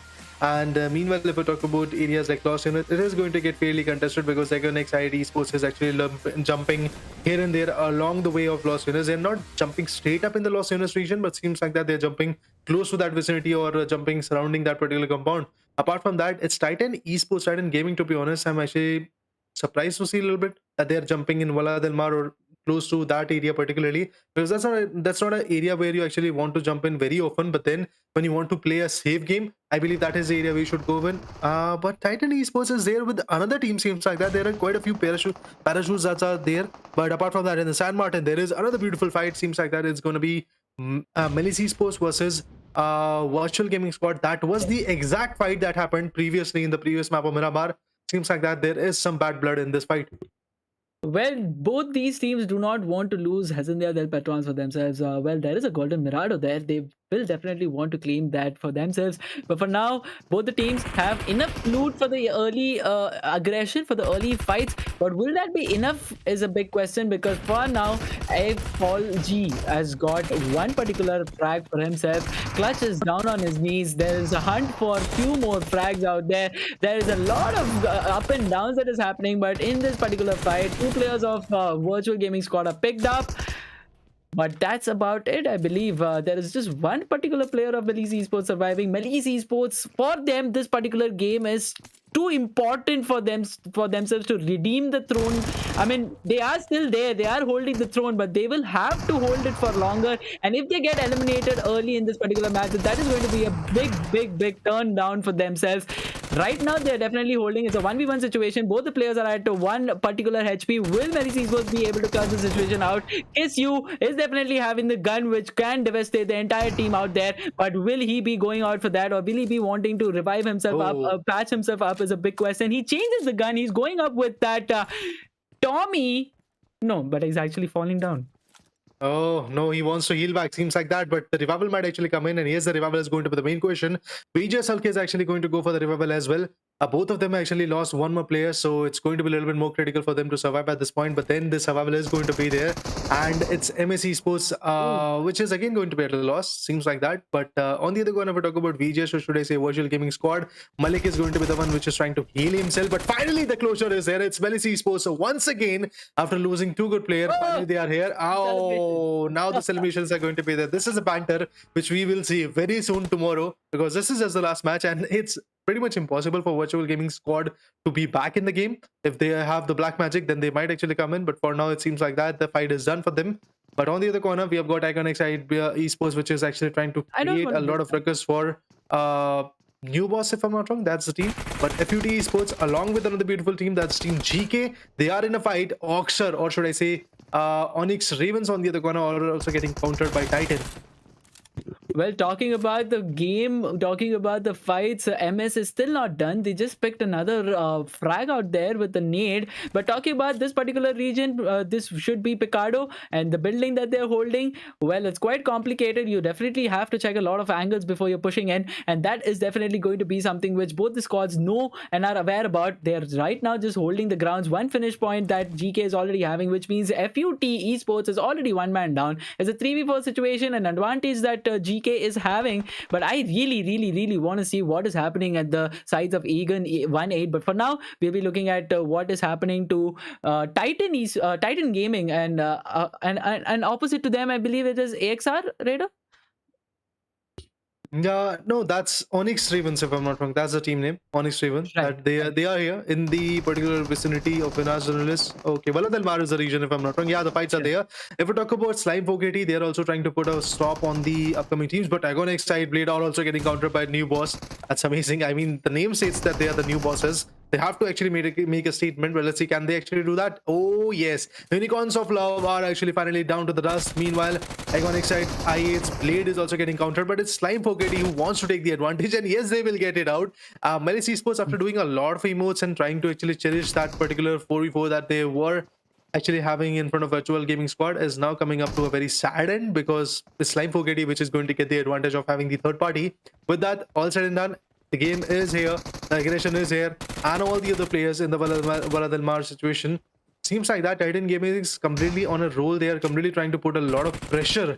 The guy from Onyx Ravens might not be able to counter at this point. On the left, on the right hand side, you saw the POV of New Boss versus AGONxI8 Esports. So that's again another beautiful fight that you might actually miss in this fight, but maybe you are actually going to get the highlights as well. But before that, another knockout comes in. It seems like that Titan Esports, Titan Gaming will be able to finally secure another team, and that's Onyx Ravens once again out of the equation very early. A new boss on the other corner also on the verge of getting decimated, because it's AGONxI8 Esports who is not going to let i8 Blades life go in vain. And finally, the last man standing. Let's see what he can do. He's the last man standing of team New Boss. No HPs whatsoever. Goes in for a Thompson blow. Has 39 bullets whatsoever in his backpack. But apart from that, Beast, can he clutch it out? Seems highly unlikely, but still the hopes are there. He's trying to actually jump off from there, but no, that will not be permitted. i8 Esports yet again, holding this particular grounds for themselves. Even against the battle that they had with New Boss in the first match of Miramar, they were able to overpower them, that is. And this is again the case. So I believe New Boss really have to try a few new locations out there. But for now, AGONxI8 is going to survive with three players out there. But coming back to Picardo, FUT still holding the grounds. They are 3-man strong. The advantage is still towards the opponent side. Geekay is already pushing up.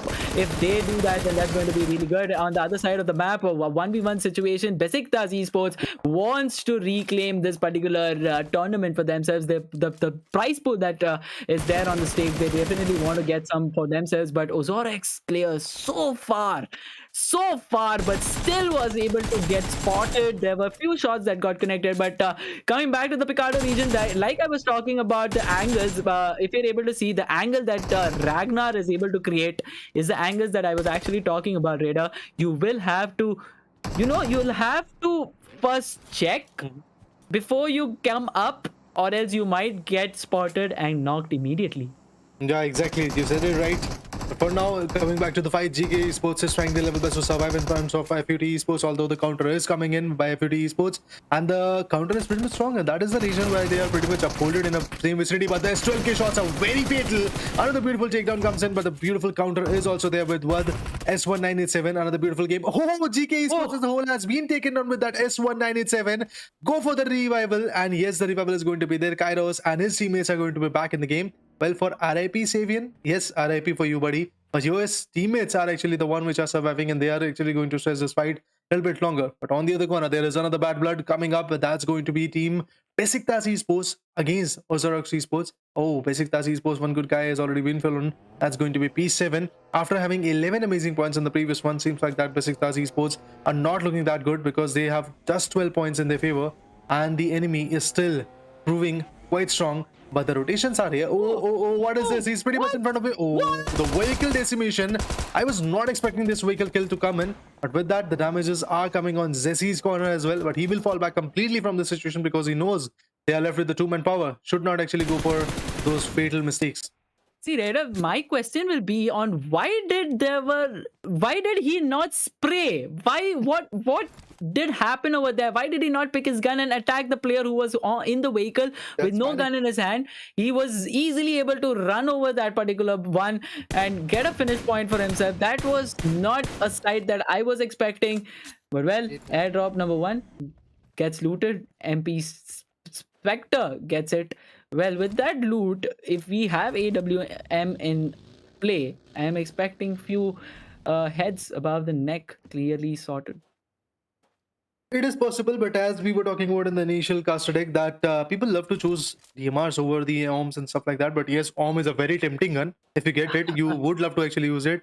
And there is bound to have a battle between your teammates that no, I'm going to use this one. I'm going to grenade you if you don't give me. So this kind of things happen. In Indian scenario, it happens. I don't know about the Western region. Apart from that, yes, if we talk about the game, Besiktas Esports are looking good. 2 frags from the corner. P7, which was able to get the first one, is out of equation. Zessi on the other corner was able to trap one out of the particular vehicle that he was having, the Coupe RG. Beautiful kill indeed. On the other corner, if we talk about the rotations, now the focus is shifting by the teams in terms of the rotation, but there is not even a single team which has got the 4-man power and the 4 frags as well. AGONxI8 Esports is pretty much close to it, but they have lost Blade, and that's a big loss, to be honest, because in the previous fight you saw that Blade was the guy which was having, if I'm not wrong, 3 frags, which was not the highest, but then again that was quite significant. Gamelord Esports, another team, had one beautiful winner chicken dinner for the day, but now in the next one, maybe they think maybe their situations is not going to be that favorable, because there is a lot of teams which are trying to pick up the pace of the game, and Gamelord Esports is not one of them for now. Well, yes, I would agree. But for now, Gamelord is looking good. 4 particular I mean, 4 players still surviving, 3 finishes for them. They are still hunting down players here and there. They want few more finishes. But talking about game lords, the attitude that they're carrying in this particular game, they are quite widespread, which means they're quite confident and they are wanting to hunt down people over here. MP, we were talking about this particular squad. There was a drop that they looted, but did that result any good for them? Well, for now, not really. They have lost 1 player and they will be 3-man strong against the 4-man strong of Game Lord. Game Lord is still not aware about the players right here, but okay, Spectre makes them aware. Victor gets spotted, not only spotted, knocked, not only knocked, but also finished it. The finishes are there. That's good enough. Let's see how far the finishes are going to help them. On the other corner, if we talk about Major Pride, yes, they've got the 4 amazing players, but Nomi has been taken down, as you can see. Titan Gaming pretty much close to them. The rotations are coming out, and that could actually result in a clash. And yes, the clash is there, as you can see. That Titan Gaming's this particular player might not survive for another second, but oh, the cavalry is there. That's good enough, but the cavalry was taken down swiftly. Apart from that, Spectre, who did a 1v4, is finally finding his way to another beautiful 1v3. Can he do that? He goes in for the healing, but gets shattered. Goes in for the drop shot.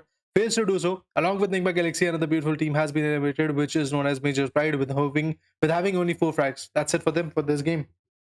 Well, the good side of this particular battle, of this particular the fight that we got to see, Titan Gaming has not lost a single player, but they have got 6 finishes for themselves, which means Titan Gaming might just be contesting for the top 3 currently, at least currently that I'm able to see. But a player gets spotted, Besiktas not giving another chance to breathe, gets that player knocked, and immediately after which a reposition from trap is what we are able to see. Well, yeah, it is there. Let's see how far they will be able to push it through. Zessi, after having that lucky killing streak, now let's see. Oh, knockout is there. Koa 77k 4KT has been taken on, but player 4KT is trying to push forward to him.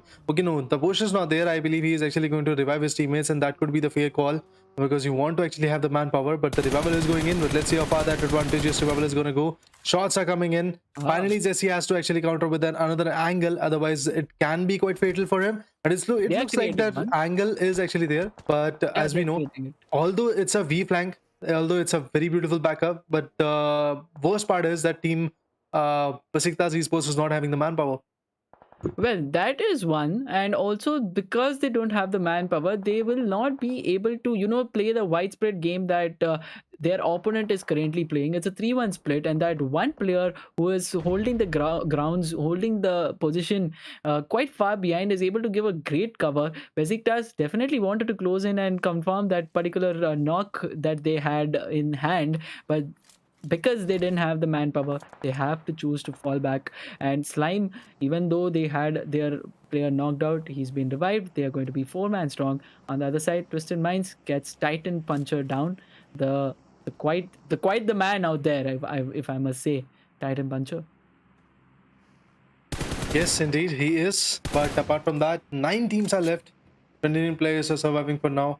This is the last one for today, but guys, this is not the least one, to be honest. This clash can be quite amazing, and after seeing the first 3 matches, would love to see that this particular zone also forms in a very open space where a lot of clashes will be there and where the players will be coming up with some good strategies. That's all as a caster I would love to see for now. But Ragnarok on the other corner finds that there are a lot of rotations going in with the minimans and the beautiful McLarens, and finally he goes in with the tap shots. We all know that those tap shots are not going to be that fruitful, but beyond that, there is a beautiful area where the zone is going to form. Ozarox Esports is already there.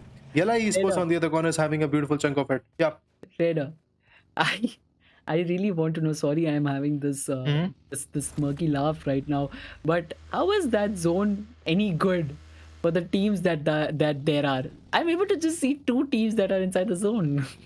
I mean, it's good when you consider the beautiful playable area, that ridge which is there. Okay. That you can see that the dark brown area which is pretty much close to the Minas Generalist region. That is a very great opportunistic region from where they can easily snipe shot, take down a lot of players. But then it is also the worst spot to be on, because if the zone gets shifted from that particular perspective, you have to climb down of that particular hill, and while climbing down, if you don't have the vehicles, you can easily go into flame, or you can easily get taken down. You can easily have a lot of fall damage. But on the other corner, Rookie goes in, loot another drop from FAT Esports. See, if FUT is getting the time to loot the drop, I'm sure that they are definitely going to find a really good spot inside the zone for themselves. But for now, we'll be talking about Game Lord. Kashi definitely got a player knocked. Will he be able to confirm or not is a big question. For now, he will have to go for a revival. More the men, better the game that they will be able to execute. But is he going for that or for the zone is a big question for me for now. Well, the days, I mean, the time that comes will definitely answer that. But for now, AGONxI8 holding a great position inside the zone. FUT in a great trouble. Oh man, the trouble is not going to go down anytime soon. Seems like that the conditioning of this particular fight is going to increase a lot. And AGONxI8 Esports is actually holding the same ridge I was talking about previously. Yeah. And yeah, they will be getting the advantage of the height. Apart from that, their needs are not there, to be honest. If the needs would have been there, I believe they could have easily caught a lot of knockouts of their particular perspective. FUT Rookie on the other corner gets once again taken down by the puncher coming from Titan Gaming. Player Fogeti on the other corner goes in with a mini 14 rampage, manages to take one down from another beautiful team. Let's see how far they will be able to push themselves. Along with that, the knockouts that are actually coming for FOT Esports, they are actually in a very good pressure. And as a caster, I mean, that's very good. But for that team particularly, they just want to find a safer haven, maybe find a gap from which they can survive. But attacker on the other corner, HP is not good. 9 kills, Titan. Well, they are on a roll right now.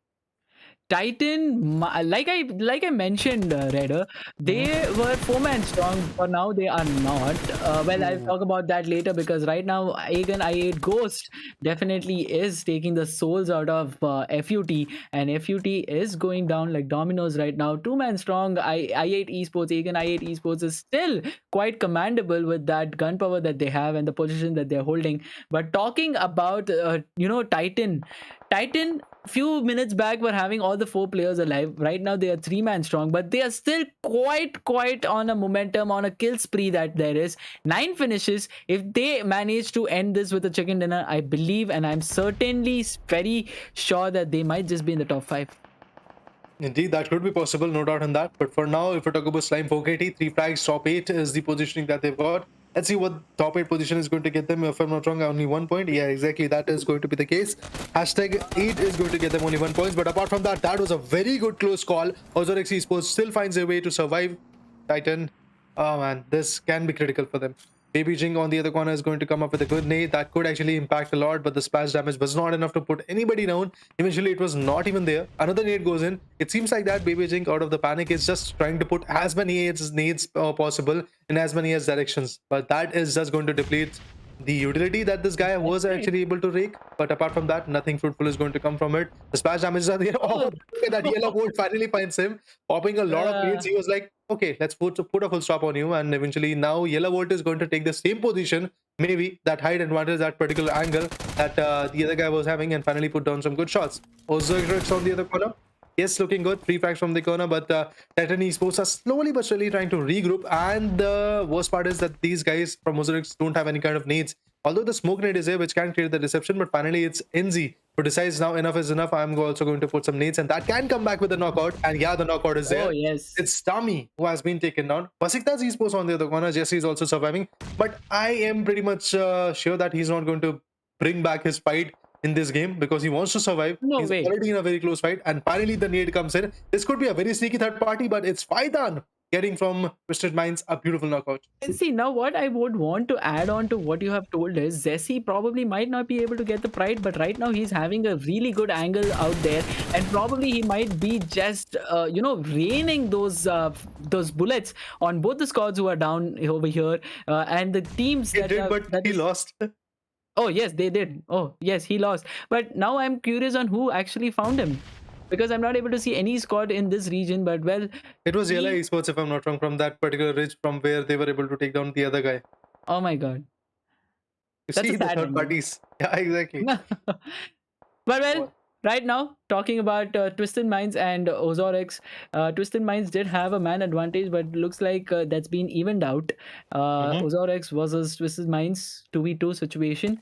But what these both teams have to ensure is that they don't get third parties, like how they like how Besiktas got third partied.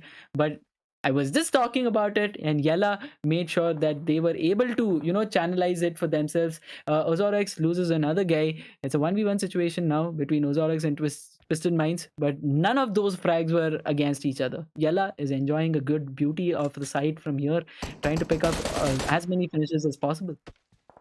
I'm excited to see what Titan is going to bring to the table because for now, Oh, yeah. 9 kills and they are still surviving. AGONxI8 Esports, again, another beautiful, consistent match for them because the way they are able to have 7 frags and be in the top 5, this is actually going to give them the bump, which is not going to be huge, but for now, they have got the 10 pointers secured because for the 5th position, if they get eliminated right now, they're going to get 3 points. And apart from that, those 7 kills are going to add up to the total of 10 grand total kills, points to be honest. So that's good enough for them. But AGONxI8 Esports have still got a fair chance to survive, although they are going to get sandwiched soon by Yalla Esports along with the Titan. Both of the big giants are actually going to put a pressure See, on them, so right it can now, be critical. Yeah. I'm sorry I'm cutting you off, but right now what I'm able to see is with the statistics that I have in my hand right now, Mhm. AGONxI8 is at #1 currently because both the teams which were above it are actually already eliminated, if I'm not wrong. Yalla Esports is one of those teams which is pretty much close to them. So yeah, as per the calculations, as you said, I'm also going to count on that. That AGONxI8 Esports is actually going to be on top because in the previous leaderboard they had third Third, position, if I'm not wrong. yes, Yeah. yes, yes. So in this one, they've already secured 10 points. And it seems like that they might actually go a little bit higher, maybe go for the 15 pointers. And if that happens, they are for sure going to nail the first position. But if Yalla Esports is going to get the winner chicken dinner, then unfortunately IIT Esports is going to go down. For me, that's a prediction for my calculations. That is going to be the case. But yes, if we're I'm talking just about Titan Gaming, yeah. No, I'm just going to agree. I'm I'm just bluntly going to agree with what you're saying because I have the same calculations with me, but only time will tell on what is going to happen in this game right now. Yeah, indeed. The time will tell. Time will tell. The play zones will tell. Very soon, the PUBG gods are actually going to tell us. Well, if I talk about Twisted Minds, Dami is going to be the last man standing, if I'm not wrong. Well, he's trying his level best to escape the narrow gaps. It will be a little bit more unfortunate for him. He goes in with the Lamborghini. That could be the Lamborghini, if I'm not wrong, along with the shadows. And yes, it is. He's trying to rotate. He's trying to actually get the close quarter fights. But no, Twisted Dami falls down and gets the damage. This is just a panic situation because a lot of sprays were already there. And now it's good to see that we have got a team known as AGONxI8 Esports in the top 3. That means they are easily going to get at least 5 points out of it. And in terms of the positioning, and when it comes to the kill, a total of 12 points is going to get accumulated. Meanwhile, if we talk about Titan Gaming, let's see how far they can go. What kind of push they can actually build back is going to be the main question. 3 teams, 9 places surviving whatsoever. It's Yalla Esports with the highest manpower, and it's Titan with the highest amount of kills, and it's AGONxI8 Esports with the highest amount of fans in the chat. So everybody is having their own perks and advantages. Let's see who's going to get the zone advantage and get the match out of it. See, right now I would want this to happen. Okay, this is what Mhm. should happen. Titan should go all out on Yalla, and they should be able to, get few frags from Yalla, get some equalizing between the manpower situation that there is. Seth is Right. already on his way to either knock or get knocked, but a good cover that is coming up from Volt out there, and even Lalit wants to actually go towards Seth.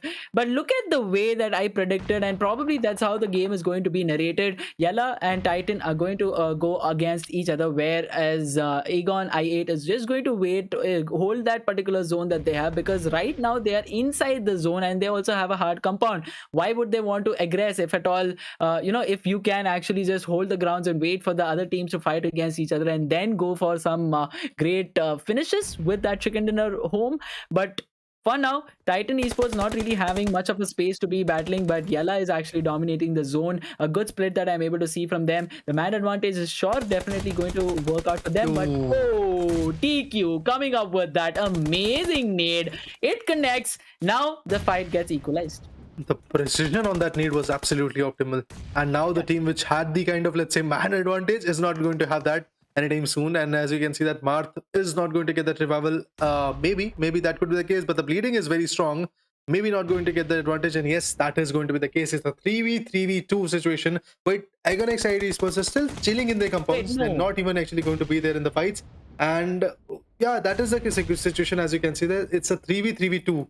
AGONxI8 I Esports guess have there's another player down of Yalla. I no, you guess can see there's the another live standing. You can see the live standing. Oh, it's a 3v2. Yes, yes, Yeah, it is. exactly. Yes, it is. I'm so sorry. Yes. Go ahead. It happens. It happens, man. In a lot of records, I believe the confusions can come in, but don't Yeah. worry about it. For now, if we talk about the predictions are getting shifted. Titan Esports 11 kills. Wow, that's a lovely score to actually be on. But with this, I just want a deadly combination of the winner chicken dinner. If that happens, this could be the highest amount of points coming from the corner. From any corner, any team to be precise, because the highest amount of points that a single chicken dinner was able to dish out was 22. But Titan Esports not looking that good. Oh, another knockout comes in. It's Pubg from AGONxI8 Esports who is going to get the addition. And with that, again, our team gets eliminated. AGONxI8 Esports having 9 kills. They might actually go for another set of 2 kills, or 3 kills to be precise. But the winner chicken dinner is looking a little bit more far ahead, or as the zone advantage is not there in this particular team's hands. Stage 8 is what we are looking at. That means zone number 8 is already here, is already arrived. But for now, the needs might actually come in from Yalla Esports if they have any. Seems like that I they don't believe have. not. Yeah. But see, I'm able to see what AGONxI8 has in its bag is that they have 11 freaking smokes.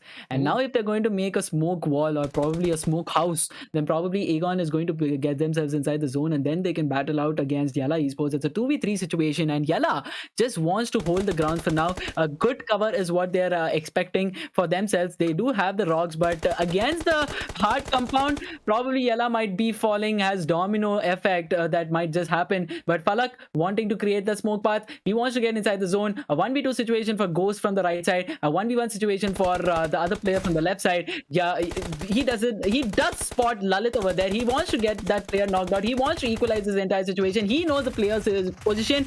He tries to connect the bullets. He definitely did connect the Yalla bullets, but Esports. not much. Agon gets eliminated in Yalla Esports.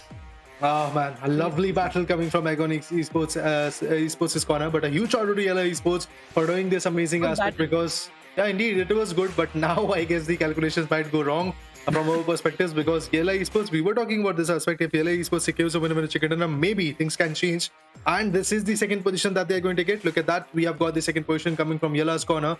Would love to see which is the team at top. 40 points coming from their perspective. But let's do a sneaky calculation. I believe we had close to 22 23 pointers from AGONxI8 Esports after the third match. And if we talk about the points system, I guess according to that, we might actually see Yalla Esports. We might actually see the team which is known as i8 Esports on the top corner. Reason being, because the second place is going to get them the 6 points, and apart from that, the 9 frags that they had will accumulate close to 39-80 points. I guess no, things can change. Maybe Yalla Esports is going to be on second position. After that, some other team would be actually on the first position. Oh, a lot of speculations, man. Let it be. Match number 4 Miramar is here, and you can see that the overall score is looking good for Yalla Esports. They had a lot of kills, they had a lot of strategies. The placement was there, nades were there, the kills were there. But finally, I'm happy to see that every single match that happened today was again quite interesting. Well, I was thinking that I'm not going to just, let's say, forget the chaos that we had in the first match. But eventually the second match happened. Something new happened in that particular matchup. Now I'm trying to remember that. But I'm again going to again trying to recover it in my mind. But it's not going to be that easy. Reason being, because in the third match we saw another beautiful clash. The water body fights were there. And in the fourth one, what you saw, a total chaos. Where AGONxI8 Esports was totally chilling in the corner. Out of the blue, they came in. They grabbed 2 frags out of the fights, which was there with Titan Gaming. And finally, it was Yalla Esports which was able to shut the deal. And Yalla Esports is going to have the last, but the least, but not the least, to be honest, beautiful chicken dinner coming from this particular day, number 1. See, what I believe happened in the end zone between AGONxI8 Esports and Yalla is that Yalla knew the position, they knew where they had to attack. But whereas AGONxI8 didn't really know the position of their opponent.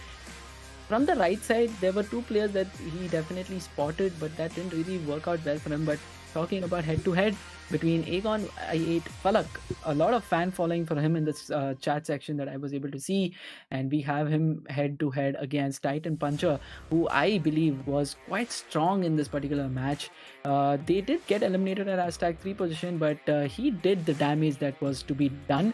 Having said that, 863 damage against 5 finishes and 1065 damage against 5 finishes. AGONxI8 is definitely leading on there, but the received damage is definitely more on Puncher, which means he was committing more for the battle as compared to AGONxI8 Falak.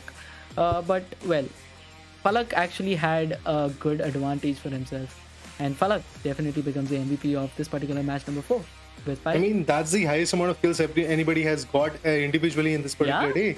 5 eliminations, damage of 1065. I mean, that is counterable, but the eliminations is looking good. 1 assist, heals was 129. The survival time was also optimum, 26 minutes 13 seconds. That's good enough. In the map of Miramar, this is the right amount of, should I say, survival time that you often see. But after that, guys, would love to see what happens tomorrow. Today's battle are over. We are actually going to witness these scorecards, as you can see for now. If we talk about the top players, well, it's going to be Falak first of all, and after that, again, a 5 elimination is also there from Titan Gaming's corner. That's Puncher 77 with 863 damage, and TQ with 4 elimination. This shows that a single team, out of the single team, 2 players were so chaotic that altogether they were able to bring 9 frags for the team. Well, see, Titan definitely had a very commendable performance in this match of Miramar. They came, they might have just told at their places. I mean, it is something which I always say. Either I am coming or a news of mine.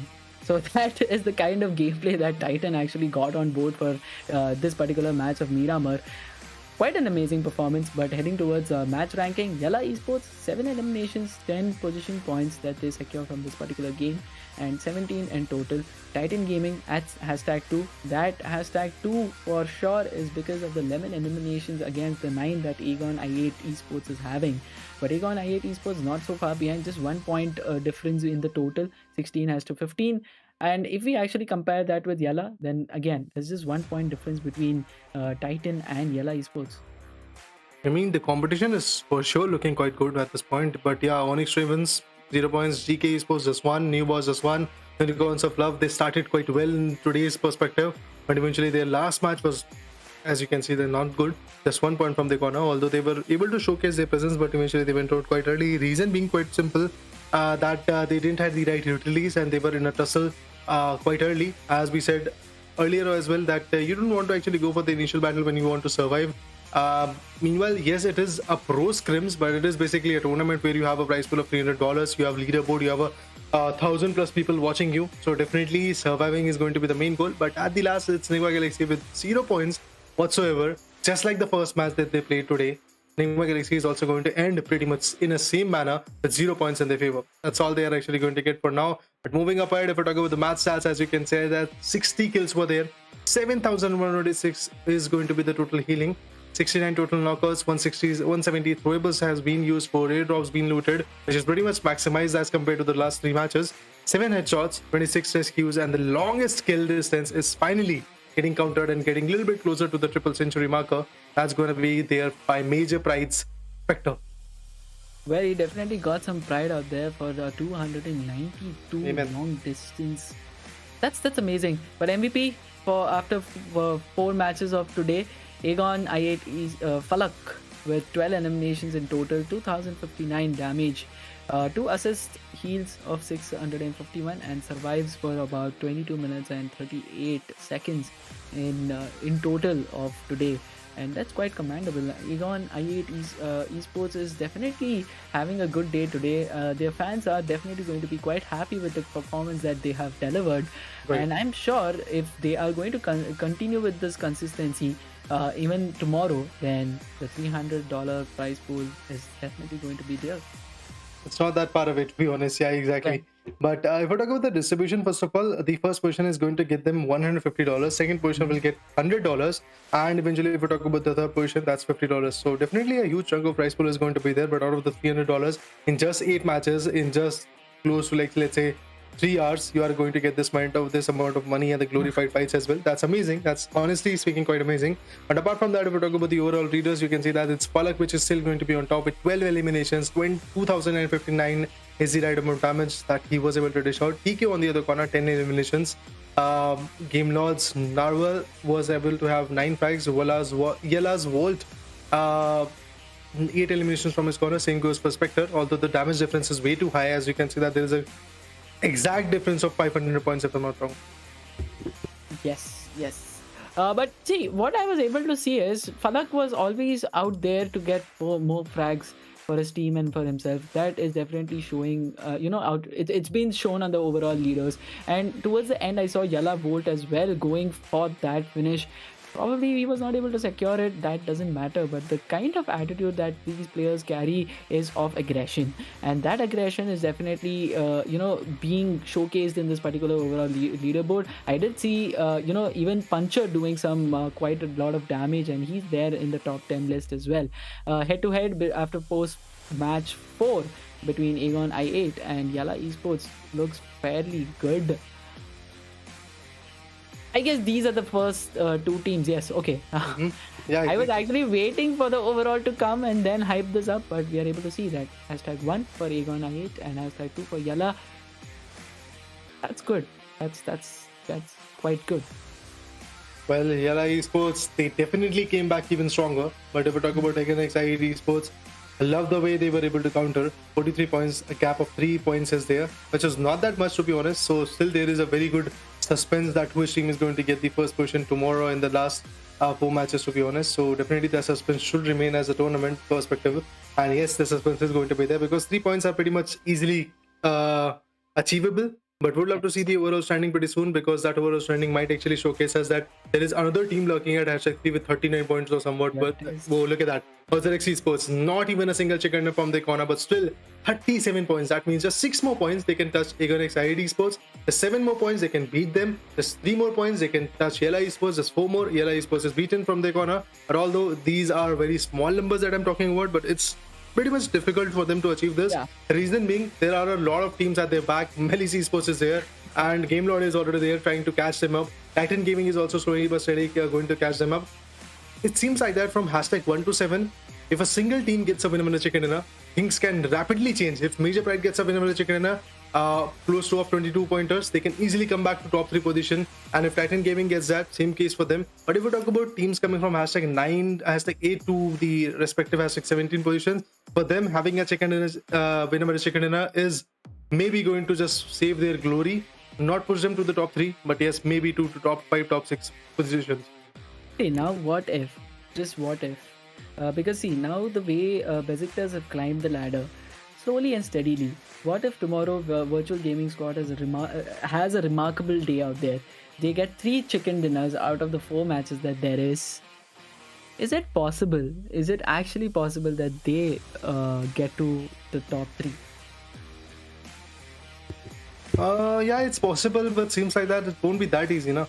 I mean, Yeah. it's just not possible at this point to have back-to-back minimum chicken dinners. Yeah, they might be hiding some X factor in the game, which Yeah. we might see pretty much soon tomorrow. But apart from that, I feel like things won't be that easy. And yes, the aggression should be working out quite well. But looking forward to see what kind of aggression is going to be there. Virtual Gaming Squad, a team which is at the bottom, same along with that new boss. Maybe actually changing some tides, but Nigma Galaxy, a big giant, a team with the history of actually winning tournaments, is unable to perform. I don't know. It's Scrims, so they might be actually searching for new strategies to bring back in the upcoming tournament, which is going to be there by Prizepool Esports. So stay tuned for that as well. Announcement is already done. If you have not seen that, go for the Instagram, and eventually then you will be able to go for it. But for now, overall stats are here. You can see that all together after the 4 matches, seems like that we had 279 kills. The total healings were 49,283. Total knockouts were 281. Throwables used was 794. 10 airdrops were looted, out of which was, I believe, 4 were looted in the particular 4th match, if I'm not wrong. 45 headshots already there. 67 rescues, and the longest kill distance was 399. So that's a total kill distance that we are talking about for Maybe, the particular team. But if you saw, the number of revivals was quite low. That definitely showcases that there was not much of a revival situation that was going on as to compare to.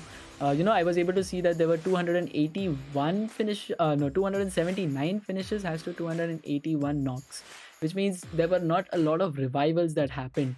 And that is why the ratio between both of these statistics were not quite, widespread. But having that said, the day number 1 comes to an end. A lot of highs and lows that I got to see from today, but the consistency that we always want to be talking about, we always want to be looking at, is something which we got from AGONxI8 Esports, and so is their leaderboard standing showcasing the same, because from out of nowhere, I would say, I definitely didn't spot them in the first chart. Yeah, exactly. I mean, the now first two matches were not good. Yes, exactly that you said. yeah. From the first chart, from the second chart all the way to the #1. It's a remarkable journey and a tremendous gameplay, I must say, from AGONxI8 Esports. Kudos to them for that. Well, man, definitely a beautiful comeback coming from AGONxI8 Esports. But looking forward to see what happens tomorrow, what kind of comeback these guys are actually going to bring back. But for now, I guess everything is set, done and dusted. But yes, I believe the ending is going to come in for today. Tomorrow, we are going to witness next 4 matches, which will be absolutely amazing. But me, Raider, along with my Echo Boy and with the Ruthless Hype Esports, we will be back again with the action tomorrow. Stay tuned for that. Tomorrow, I believe, close to 10:30 or 40 p.m. For Indian viewers. And respective to your watch time, I believe the Instagram post is going to be there. So definitely go ahead and follow the Instagram handle of Ruthless Hype Esports, the official one to be precise, so that you can get an insight of what is going to happen tomorrow, what kind of matches will be there. But for now, we are going to take a short leave. We'll be seeing you tomorrow at the same time. Until then, guys, peace out. Thank you for joining us. Love you all.